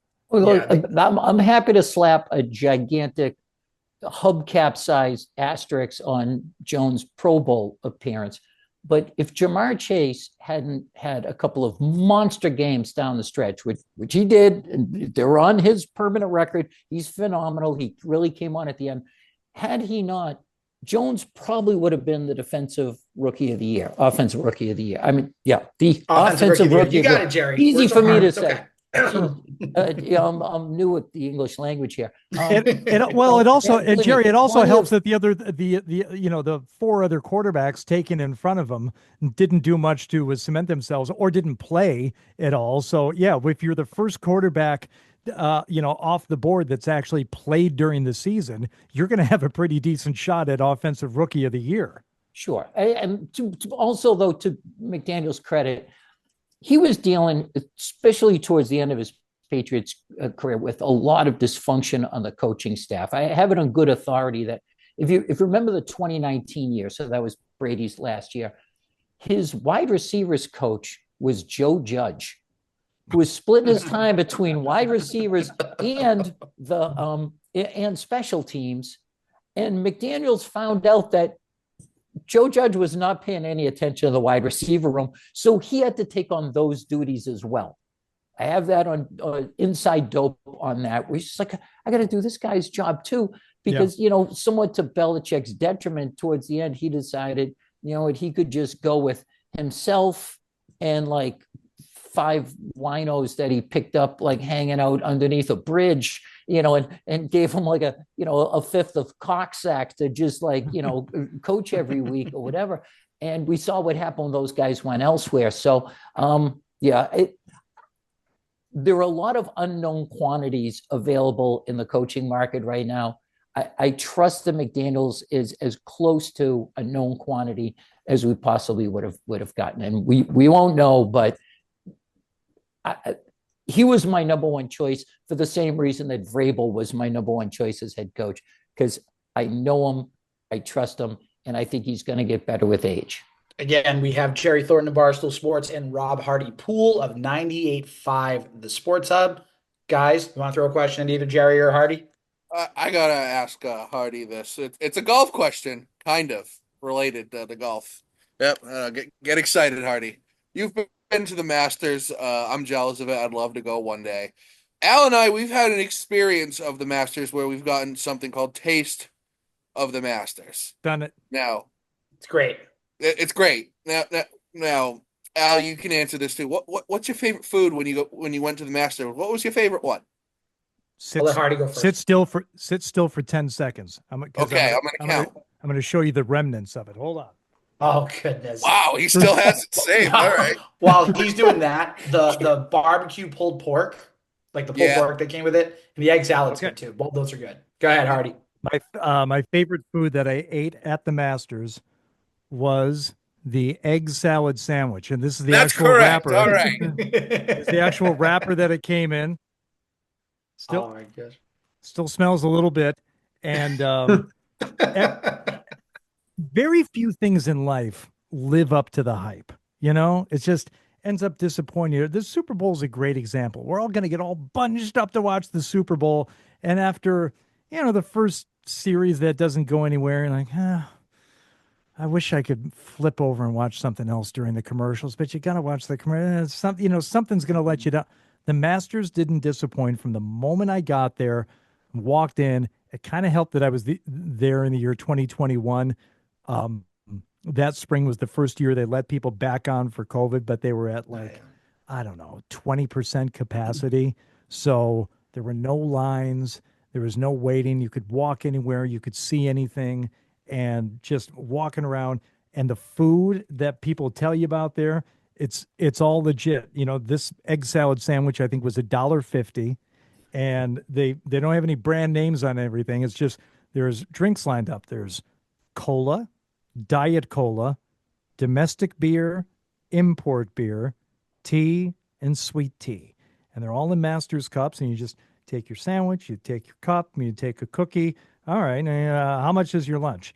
That'll be $4.50 there, friend. I'm like, okay, I got that on me. Here we go. You just pay cash. That. Yeah, and the whole day was like that. But the egg salad was the best. Didn't disappoint. Like the rest of my time at the Masters, did not disappoint. The cookies are really good too. Those cookies are unbelievable. By the way, did you invite Kevin Majori by chance to the Masters? I think he would love to join you in that escapade. I'm not close enough to Majori to be inviting him on That's a fair. romantic getaway. No, I would. Look. I'm not saying I wouldn't go again because, of course, I would. I've had the opportunity to go once since then, Yeah. but it was such a great year to go because the crowds were so low, and I'm kind of afraid that it would be a little bit of a letdown the second time. Of You know, course. Not to correct you, Hardy, but you can't call it the crowd when it's the Masters. It's the patrons or the patrons. gallery. Like who called it a mob and was immediately taken off the broadcast and never showed up there again? It's probably Federty? McCord. Yeah, he was into that, like just poking the bear or whatever. I would think like the mood would be just the way that Jim Nantz talks on Sunday morning, where he says, "Hello, friends," as we pull down Magnolia Lane, the dogwoods and the azaleas in bloom, and you can hear the ghosts of the Masters champions past echoing through the pines. I think like that would be the way I would talk for like weeks afterwards. Like when I once went to a Notre Dame game,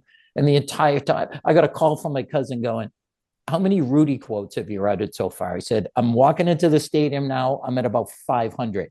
And I went to the grotto. You know what I mean? You just stay in that pretentious, like self-possessed frame of mind. I bet you were like that the whole time, because I would be insufferable. You have to pull out the Ned Beatty from Rudy when you walk up to the stadium and say, "This is the most beautiful sight these eyes have ever seen." Oh, Come on, did. Dad. Oh, of course I did. I just like, walked in and said, I'm gonna, play for the Irish and come out of this stadium. And he goes, "Did you tell Coach Parsegia that?" Well, you best want to tell him. It was brutal. Just real quick side note, Hardy, the Majori question. I graduated high school the same year as him, and we were good friends, so that's why I had to throw that out there. Yeah, Throw that out there. I like playing golf with Majori. I don't like to bet against him. He's a pretty decent player. He's got a nice short game. He does. I remember that about him, golfing a couple times. Jerry, we want to give you a chance to ask us a final question before we kind of wrap up your time with us. We know your time's very valuable. Do you have a question for us that you want to ask? Yes. Okay. If you guys were doing the same podcast, same three guys, the same vibe you've got going, which is fantastic, but you weren't talking about sports. You weren't talking about Boston sports. What would you talk about? Food. Yeah, it'd be a food podcast. Yeah. Just keep it that simple. Just the entire time talking about egg Entire salad time. Sandwiches from Augusta. Yep, throw the occasional North Shore three-way roast beef in there too. You got to throw that in there. So three of us also have ladies in our life, so probably like talk about them and complain about man stuff like that we can't say in front of them. Well, I'm glad you're talking about sports then. Yeah, it's probably the safer route. Jerry, we appreciate your time on the podcast. You delivered as always. You said you set the bar low. You didn't. You set the bar sky high. We appreciate you. We love you. You are the best. And I'm sure that we'll be talking and we'll be seeing you at Patriots training camp coming up here soon down the line. Absolutely. It was great talking to you guys. It was a terrific hang. And Hardy, it was a pleasure to talk to you again. And hopefully I'll get to do it again real soon, guys. Be well. Yeah, good to see you, Jerry. Thanks, Jerry. All right, Hardy, quick question for you. Just a side question. So we asked Socci this when he was on. Obviously, we know before you were with Mark the Beetle Bertrand, Scott Zolak. Do you have, and I'm sure everybody at the station does, do you have a Zolak story that you are willing to share with us that just you can never forget it? This is one specific to me because it happened when I was probably, I don't know, a year into working with Zoe, and it had already gone from Tangway and Zolak to Gresh and Zolak.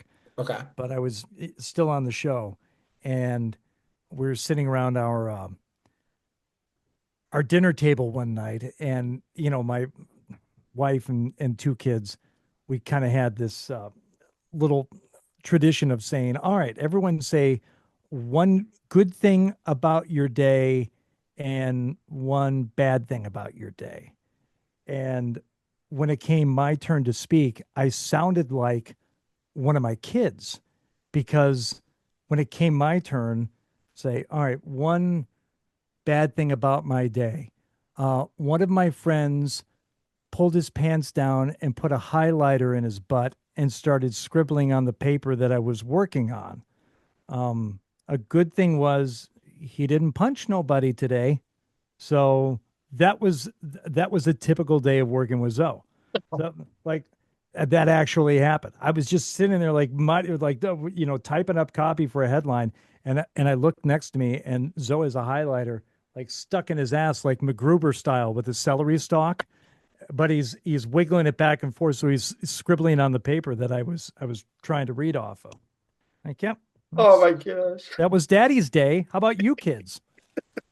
If I ever call into 98.5, and I want your permission on this, can I ever bring up that I know that story? Or would you prefer I didn't? I want to respect you if you would prefer I didn't. Oh, you can absolutely tell the story, but it's not even going to register with him. He has done so many things before, since, and after that are of the same caliber. Okay.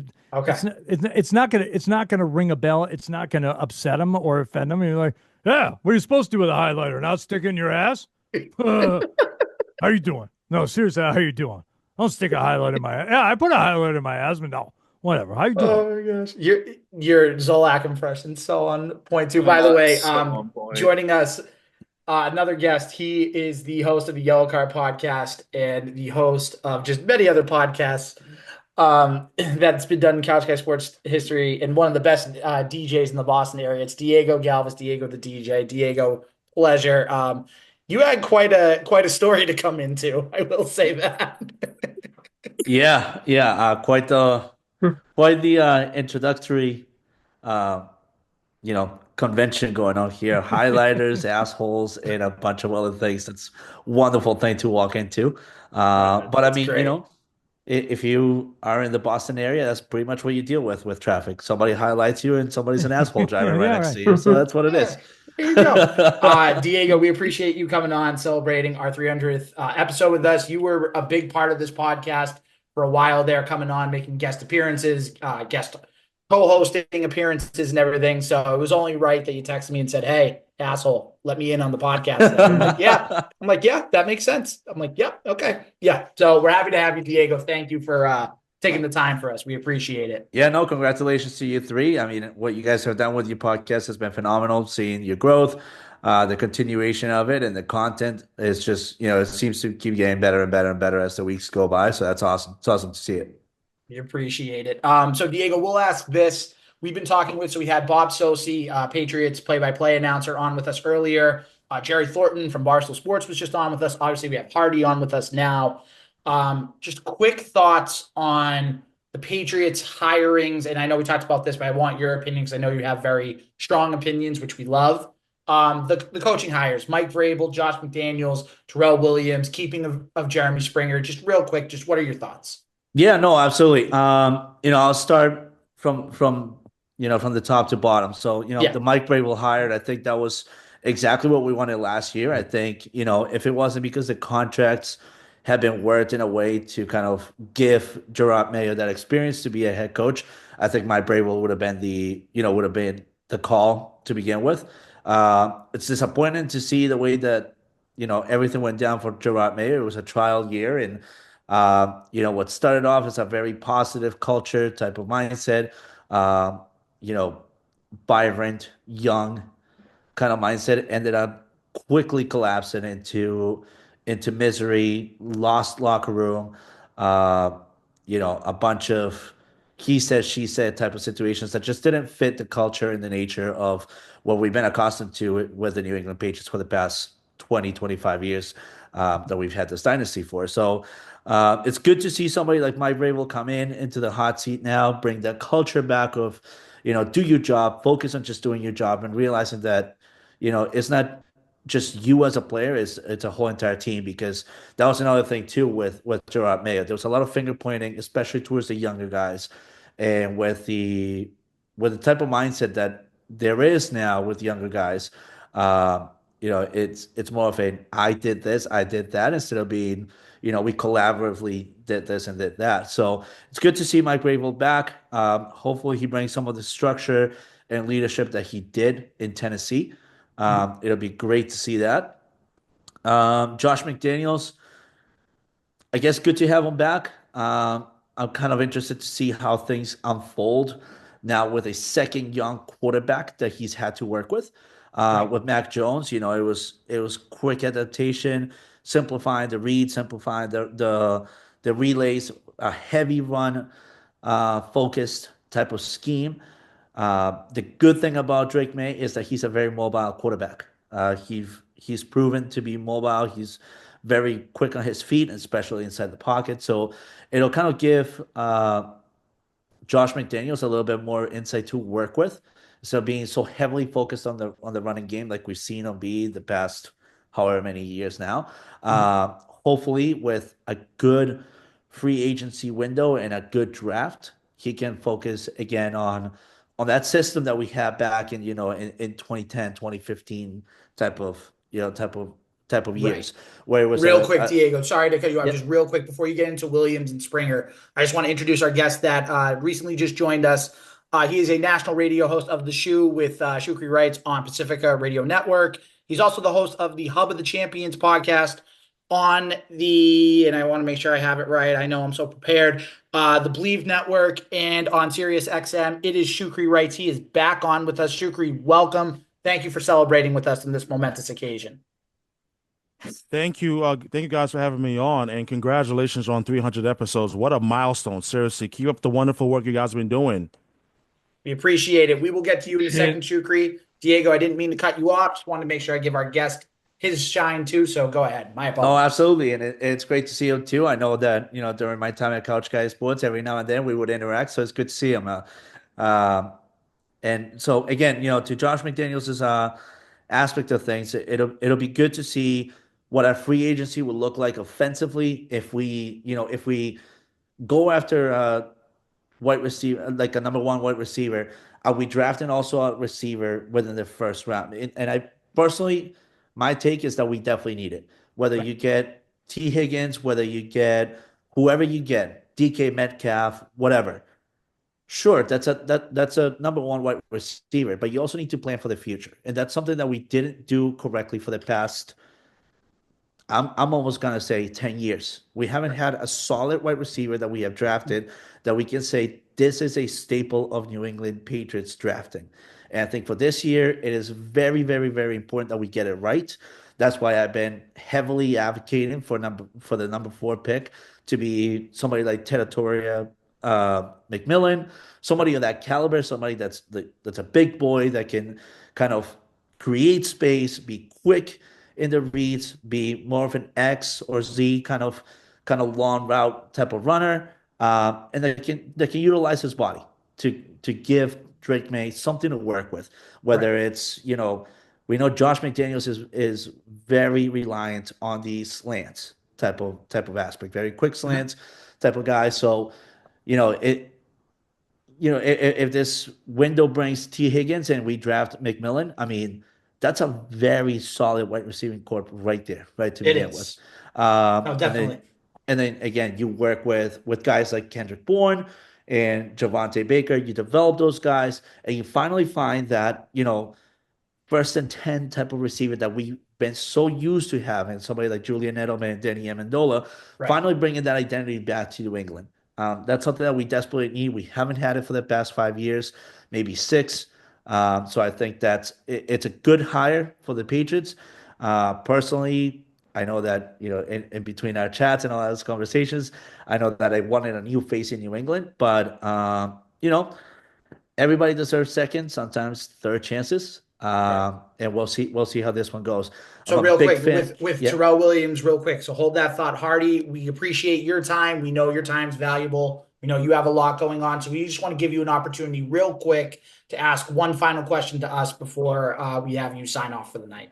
I want to piggyback on what Jerry asked you guys. If you weren't doing a sports podcast, you would be doing a food podcast. Right. So I'm going to narrow it down even further. And listen, you're just going to have to come up with one. Okay. I want your favorite pizza place in and around the Boston area. And, well, if I want bar pie, no. You got to give me one pizza, each of you. And if somebody steals yours, you're going to have to pivot. So just Ooh, to I have clarify, one. North, South Shore, everything's in play, right? It's not just in the Everything. ball. Okay. You gotta pick one. Oh, that's easy. Easy for me. Johnny Kono's, Weymouth, Massachusetts. Best pizza that I've ever had. Easy. Wow. Easy. All right. Wow. I'm What gonna else? go with Easy Pie in Revere. It's pretty good. It's a good one, too. Okay. Mhm. I'd have to go. I grew up on this. It's basically what I've had my whole life is Pizza Place up in the North Shore. I just grew up on it, Mm. getting it all the time. There's something about the pizza you grow up on, and that's the reason why growing up in Detroit, yeah, Detroit style pizza is great. We ate Little Caesars because it was pizza Mhm. pizza, and times were tight. And whenever I get Little Caesars now, I'm like, it's not that often, but B, I know it's not good. I know it's not quality pizza, but it just tastes like home. Yep. And It- there's it- there's something real valuable in that. So I like all the answers. Nice So, one. Very good. so Hardy, I have an answer. Like to answer your question first and foremost, it's a privilege to be here speaking with you. My personal favorite, I gotta go with Centarpio's in East Boston. That's a good one. Like I knew East somebody was Centarpio's. gonna say it. Oh, Because for me, because honestly, it was a tie between Centarpio's and Town Spa down in Stoughton.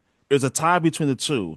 But I said, you know what, Centarpio's, because there's something about that charred crust and that hardened pizza, the way that I make it. It's just so it's like home, if you will. Like it's just perfect. So I'm glad somebody brought up one of, the big three, which, or the big two is either going to be Regina or right. or Santarpio's, or I would go with Umberto's in the North End. Yeah. Yeah, Mhm. I mean, which is unbelievable. But I'm right down the street from Town Spa. They're at least once a month. There used to be a place here in just over the border from where I am in Canton, over in Stoughton, called Danino's, which is closed down. But that was fantastic. But yeah, I mean, it's all pizza. Diego, do you have one? I do not. I do not. I've been to Santarpio's, I've been to Umberto's and whatnot. Uh, Personally, I know I'm probably gonna set people off when I say this. I personally find Santarpio's heavily overrated, because I'm not Why, one. Diego? I, I like to have a good hearty bite. I'm not one to have a big spoon of oil. That's just for me personally. Um, but I think if I was to have a solid pizza place, I think I agree with Maddie. I think definitely, Easy Pie in Revere definitely brings it home. It's original recipes. It's good pizza. It's fulfilling, and you don't find those flavors everywhere else. So And I'll give the respect to Linwood too, because Linwood deserves respect. You know they yeah, do. I agree. yeah, they do. I like it. Hey, thanks for having me on, guys. Seriously, though, Yes. good to see all of you. Shukri, Diego, I'm glad I got a chance to spend a little bit of time with you guys. And seriously, what's so funny? I really am. I am. No, we I know just you some are. time with you. It's We just the appreciate- sound of disappointment of when I said Santarpios is heavily overrated. It's still just highlighted It's like out permeating there. in the air. I did go get some Gino's pizza rolls, and you're going to be perfectly happy. That's probably you're going to love that. But- Rob Hardy Poole, 98.5 The Sports Hub. Hardy, seriously, we appreciate you taking the time to be here with us. You've Guys, been a keep- guest we've wanted for a long time. Thank you. Anytime, Thank you. anytime, and congratulations on 300 episodes, guys. That's awesome. Keep it up. Thanks, Thank Hardy. you. We'll be listening to you Okay. tomorrow morning. All right, We got thanks, you. man. All right, All see right. you. Bye-bye. Take care. All right. Again, shout out to our new friend, Rob Hardy Poole from 98.5 Sports, for joining us on the 300th episode. Diego, I'm sorry. I cut you off twice now. That's completely on me. You mentioned Vrabel and McDaniel, so we'll hear about Terrell Williams and Jeremy Springer. And then, Shukri, I want to hear your opinion, too, on the Patriots coaching staff that they've obviously upgraded and made changes to. So, Diego, continue. Yeah, no, I think the Terrell Williams hire is a phenomenal one. I think we couldn't have hit it any better. That was my number one candidate for the defensive coordinator job. So I'm extremely happy to see him in New England. Happy to see him back with Mike Bravel. Their time in Tennessee, I mean, Tennessee was extremely difficult to play for a reason, especially on the defensive side of things. They nailed it out of the park. I mean, Terrell Williams is the guy that also saved Logan Ryan's career. Logan Ryan was at a spiral, a downward spiral coming out of New England. He went to Tennessee and was fully rejuvenated after working with this guy. So super excited for Terrell Williams and Springer. I mean, great special teams type of guy. He's learned a lot here in New England. He's picked up the ball and ran with it. I think he has a very solid department there. He's got good good young talent around him as well. So exactly what we needed. Exactly the hires that we needed. So I'm excited on all four ends. Excited to see it happen, and now just waiting to see. Because the excitement could be only so limited here in New England, unfortunately, because we do have an owner that tends to handicap his decisions often. And this is one of those. This is one of those years where, unfortunately, he needs to let go of that control that he's had for so many years and let the coaches do the decisions that they need to make, especially in free agency, especially in the draft, and the development of what the New England Patriots will look like in the next 2, 5, 7 years from now. Very well detailed. Love it, Diego. All right, Shukri. Thank you for having me on, Al, Matt, You're welcome. Thomas, Diego. It's a pleasure to be on with you guys. As far as the Patriots are concerned, the coaching staff I like a lot. I don't have a problem with Vrabel at all whatsoever. I thought he was going to end up getting the coaching job, and my thought turned out to be correct. Also, as far as the offensive coordinator is concerned, I wasn't surprised that Josh McDaniel got the job. I thought it was going to end up, being offered to him because ultimately you want someone that not only is proven, that has a track record of success working with multiple quarterbacks and getting the most out of those said quarterbacks. He worked with Tom Brady. He worked with Mac Jones as well. So, and you bring him in, and you're now working with Drake May, who, in my opinion, he's going to have an even better sophomore season than what Mac Jones had in 2022. I think it was an absolute no-brainer, in my opinion. And as far as the defensive coordinator is concerned, for the Patriots, I thought it was huge that they were able.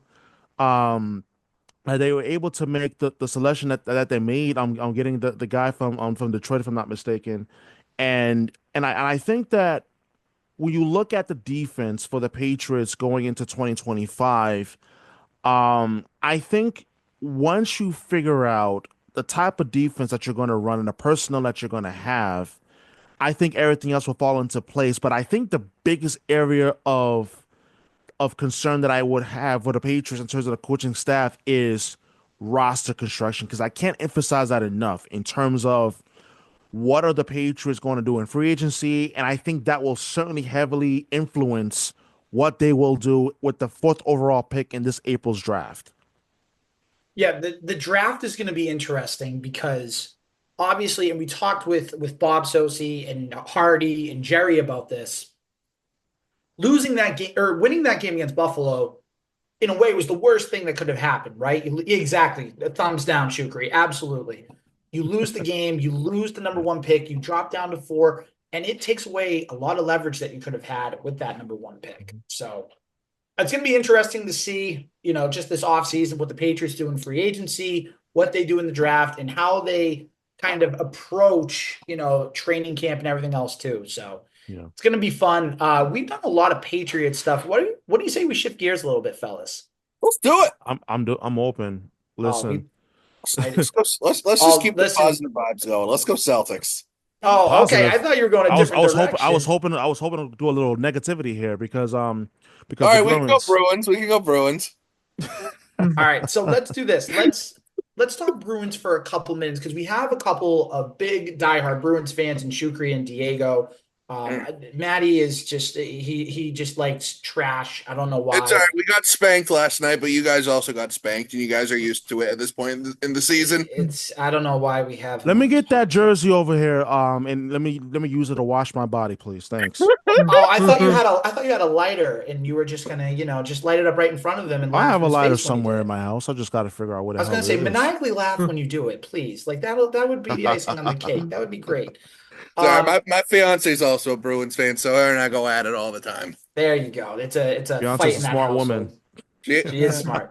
she picked me, so she can't be that smart. That's Done. true too. Listen, I'm not gonna say that. Shukri and Diego, I'm just gonna kind of give you not an easy question, but just kind of a question, that's kind of broad in the sense. What's going on with the Bruins? Because obviously Jim Montgomery got fired earlier in the year. Joe Sacco's the interim head coach. They're still not really performing well. They're kind of inconsistent. There's talks about selling at the trade deadline. In your two guys' opinion, what has gone wrong and what should they do going forward? Whoever wants to start between Diego and Shukri, open floor.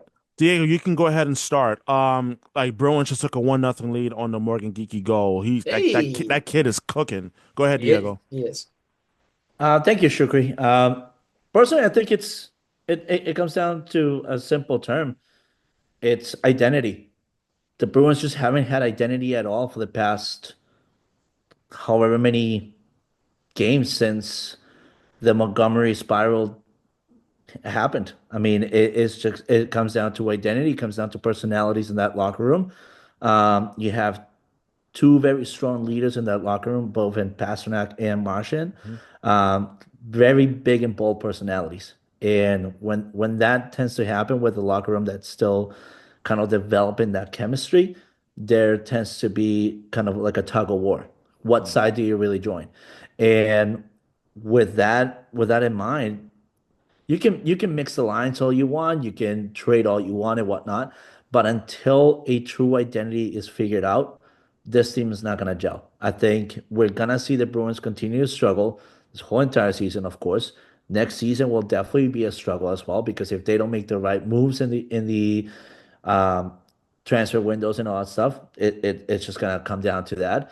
And frankly, they haven't really had a strong kind of like a strong personality as a coach to look up to. I mean, they had Jim Montgomery. They had a very, very good coach.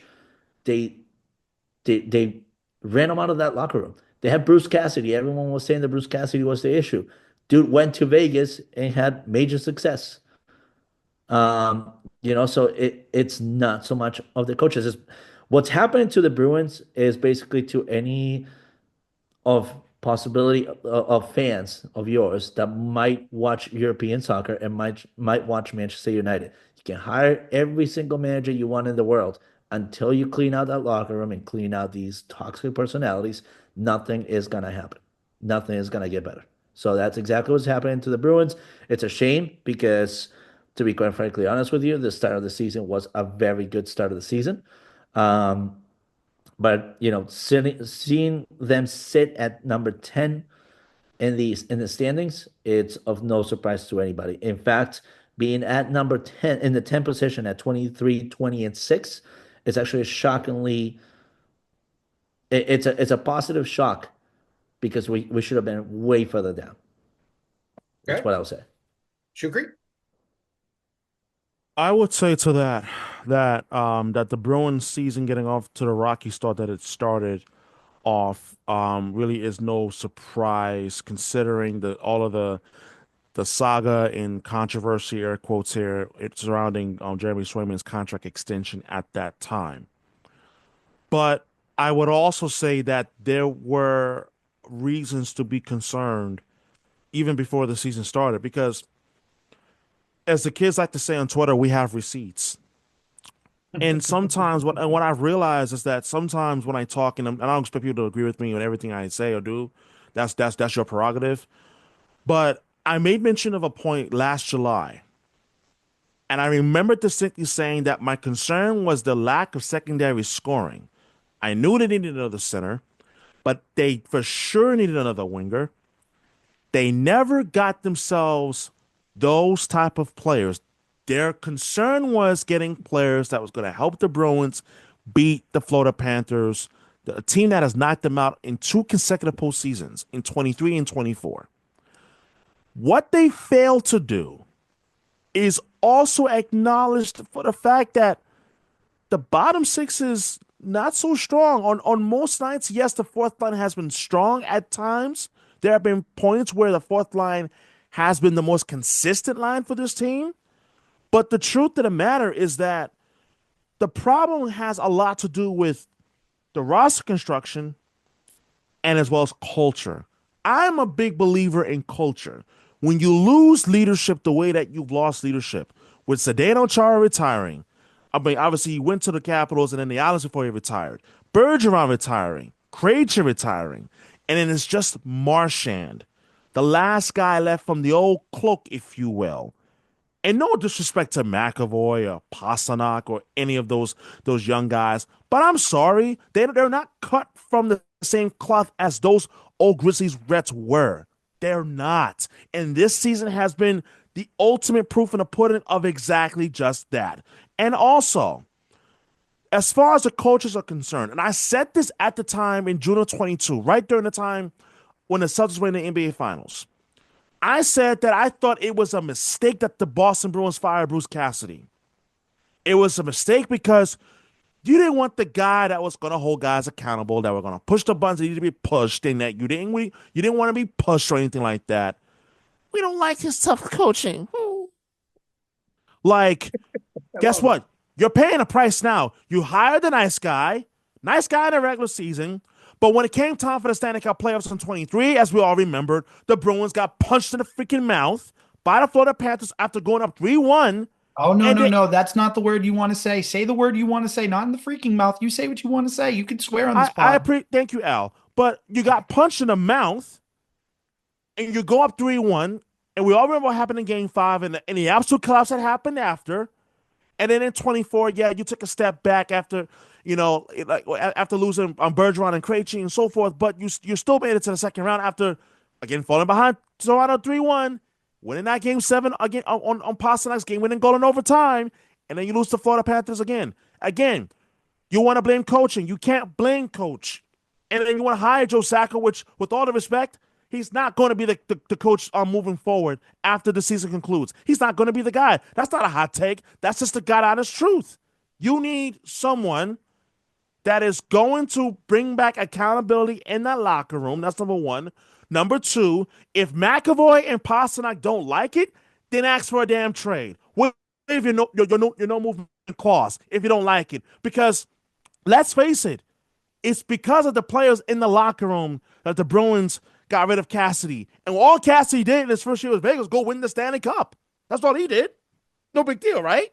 No big deal. And I absolutely eviscerated the Bruins literally that same spring of 23 because congratulations, yeah, it was the right decision, but in hindsight, not really. You want to let the players run the assignment. I know I'm running a little long here, but you're good. But the reality is that the Bruins have got to answer some very tough questions. And I said this earlier today, and I said it last night. I'm going to say it on the pod. The Boston Bruins are truly better off being sellers at the trade deadline because I don't know about y'all, but y'all have got to be tired of being stuck in neutral, if you will. You got to be tired of just being good enough to just get in the playoffs, having, playoff gate revenue, and never really being good enough to compete for a cup. When you look around the other teams in the league across the NHL, and you see what they're doing. To me, enough is enough. Change has got to happen now. That's where I'm at. I just feel bad that I disrupted your rant. Go off, King. Go off.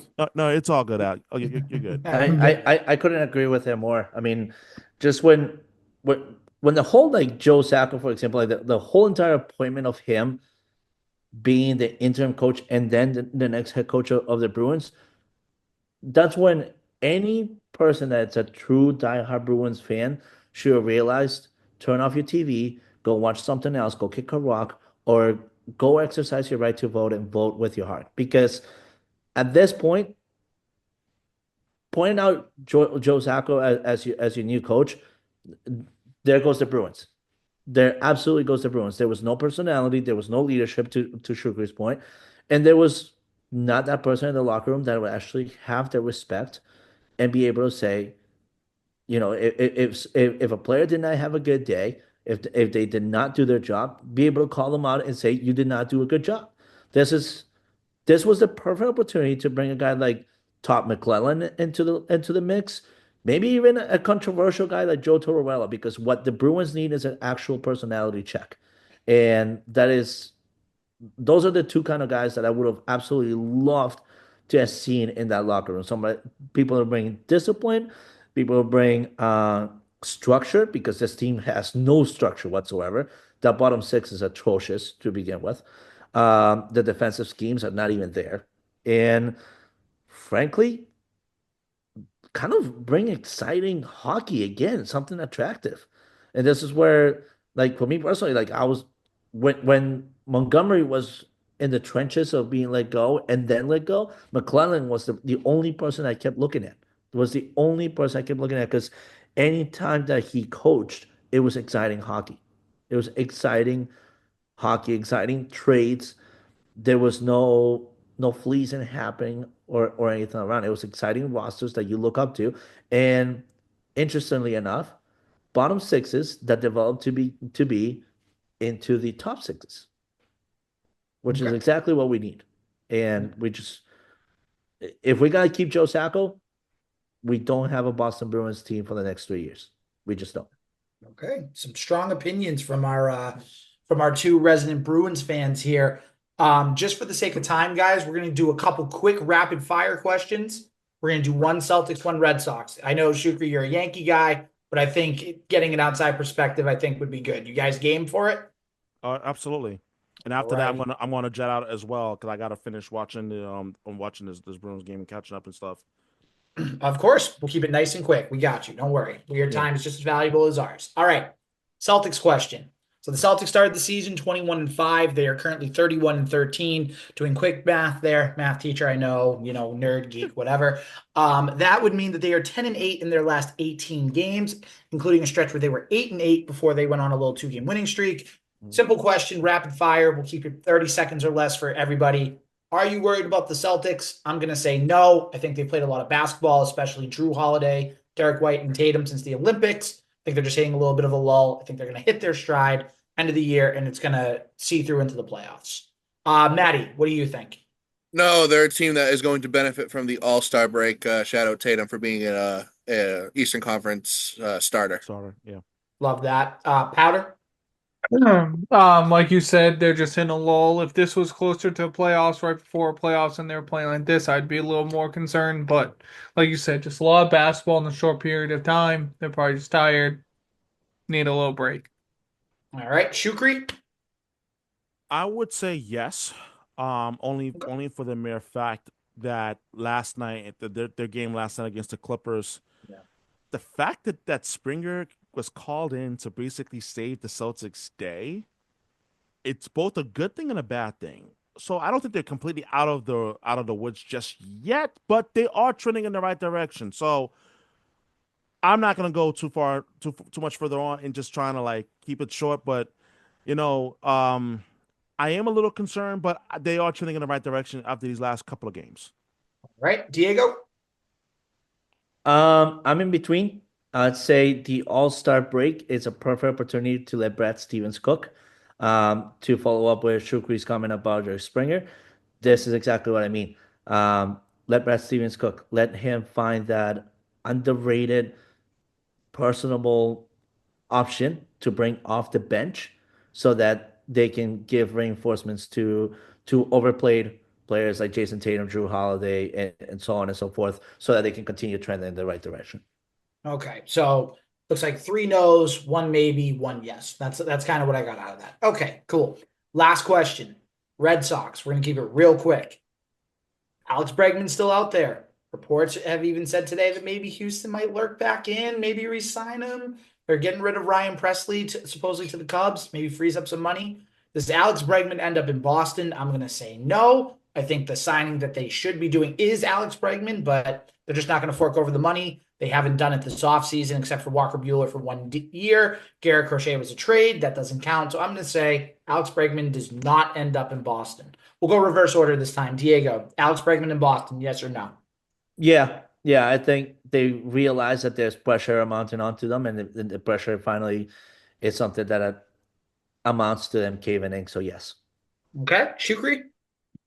I'm going to say no because of the fact that they don't spend.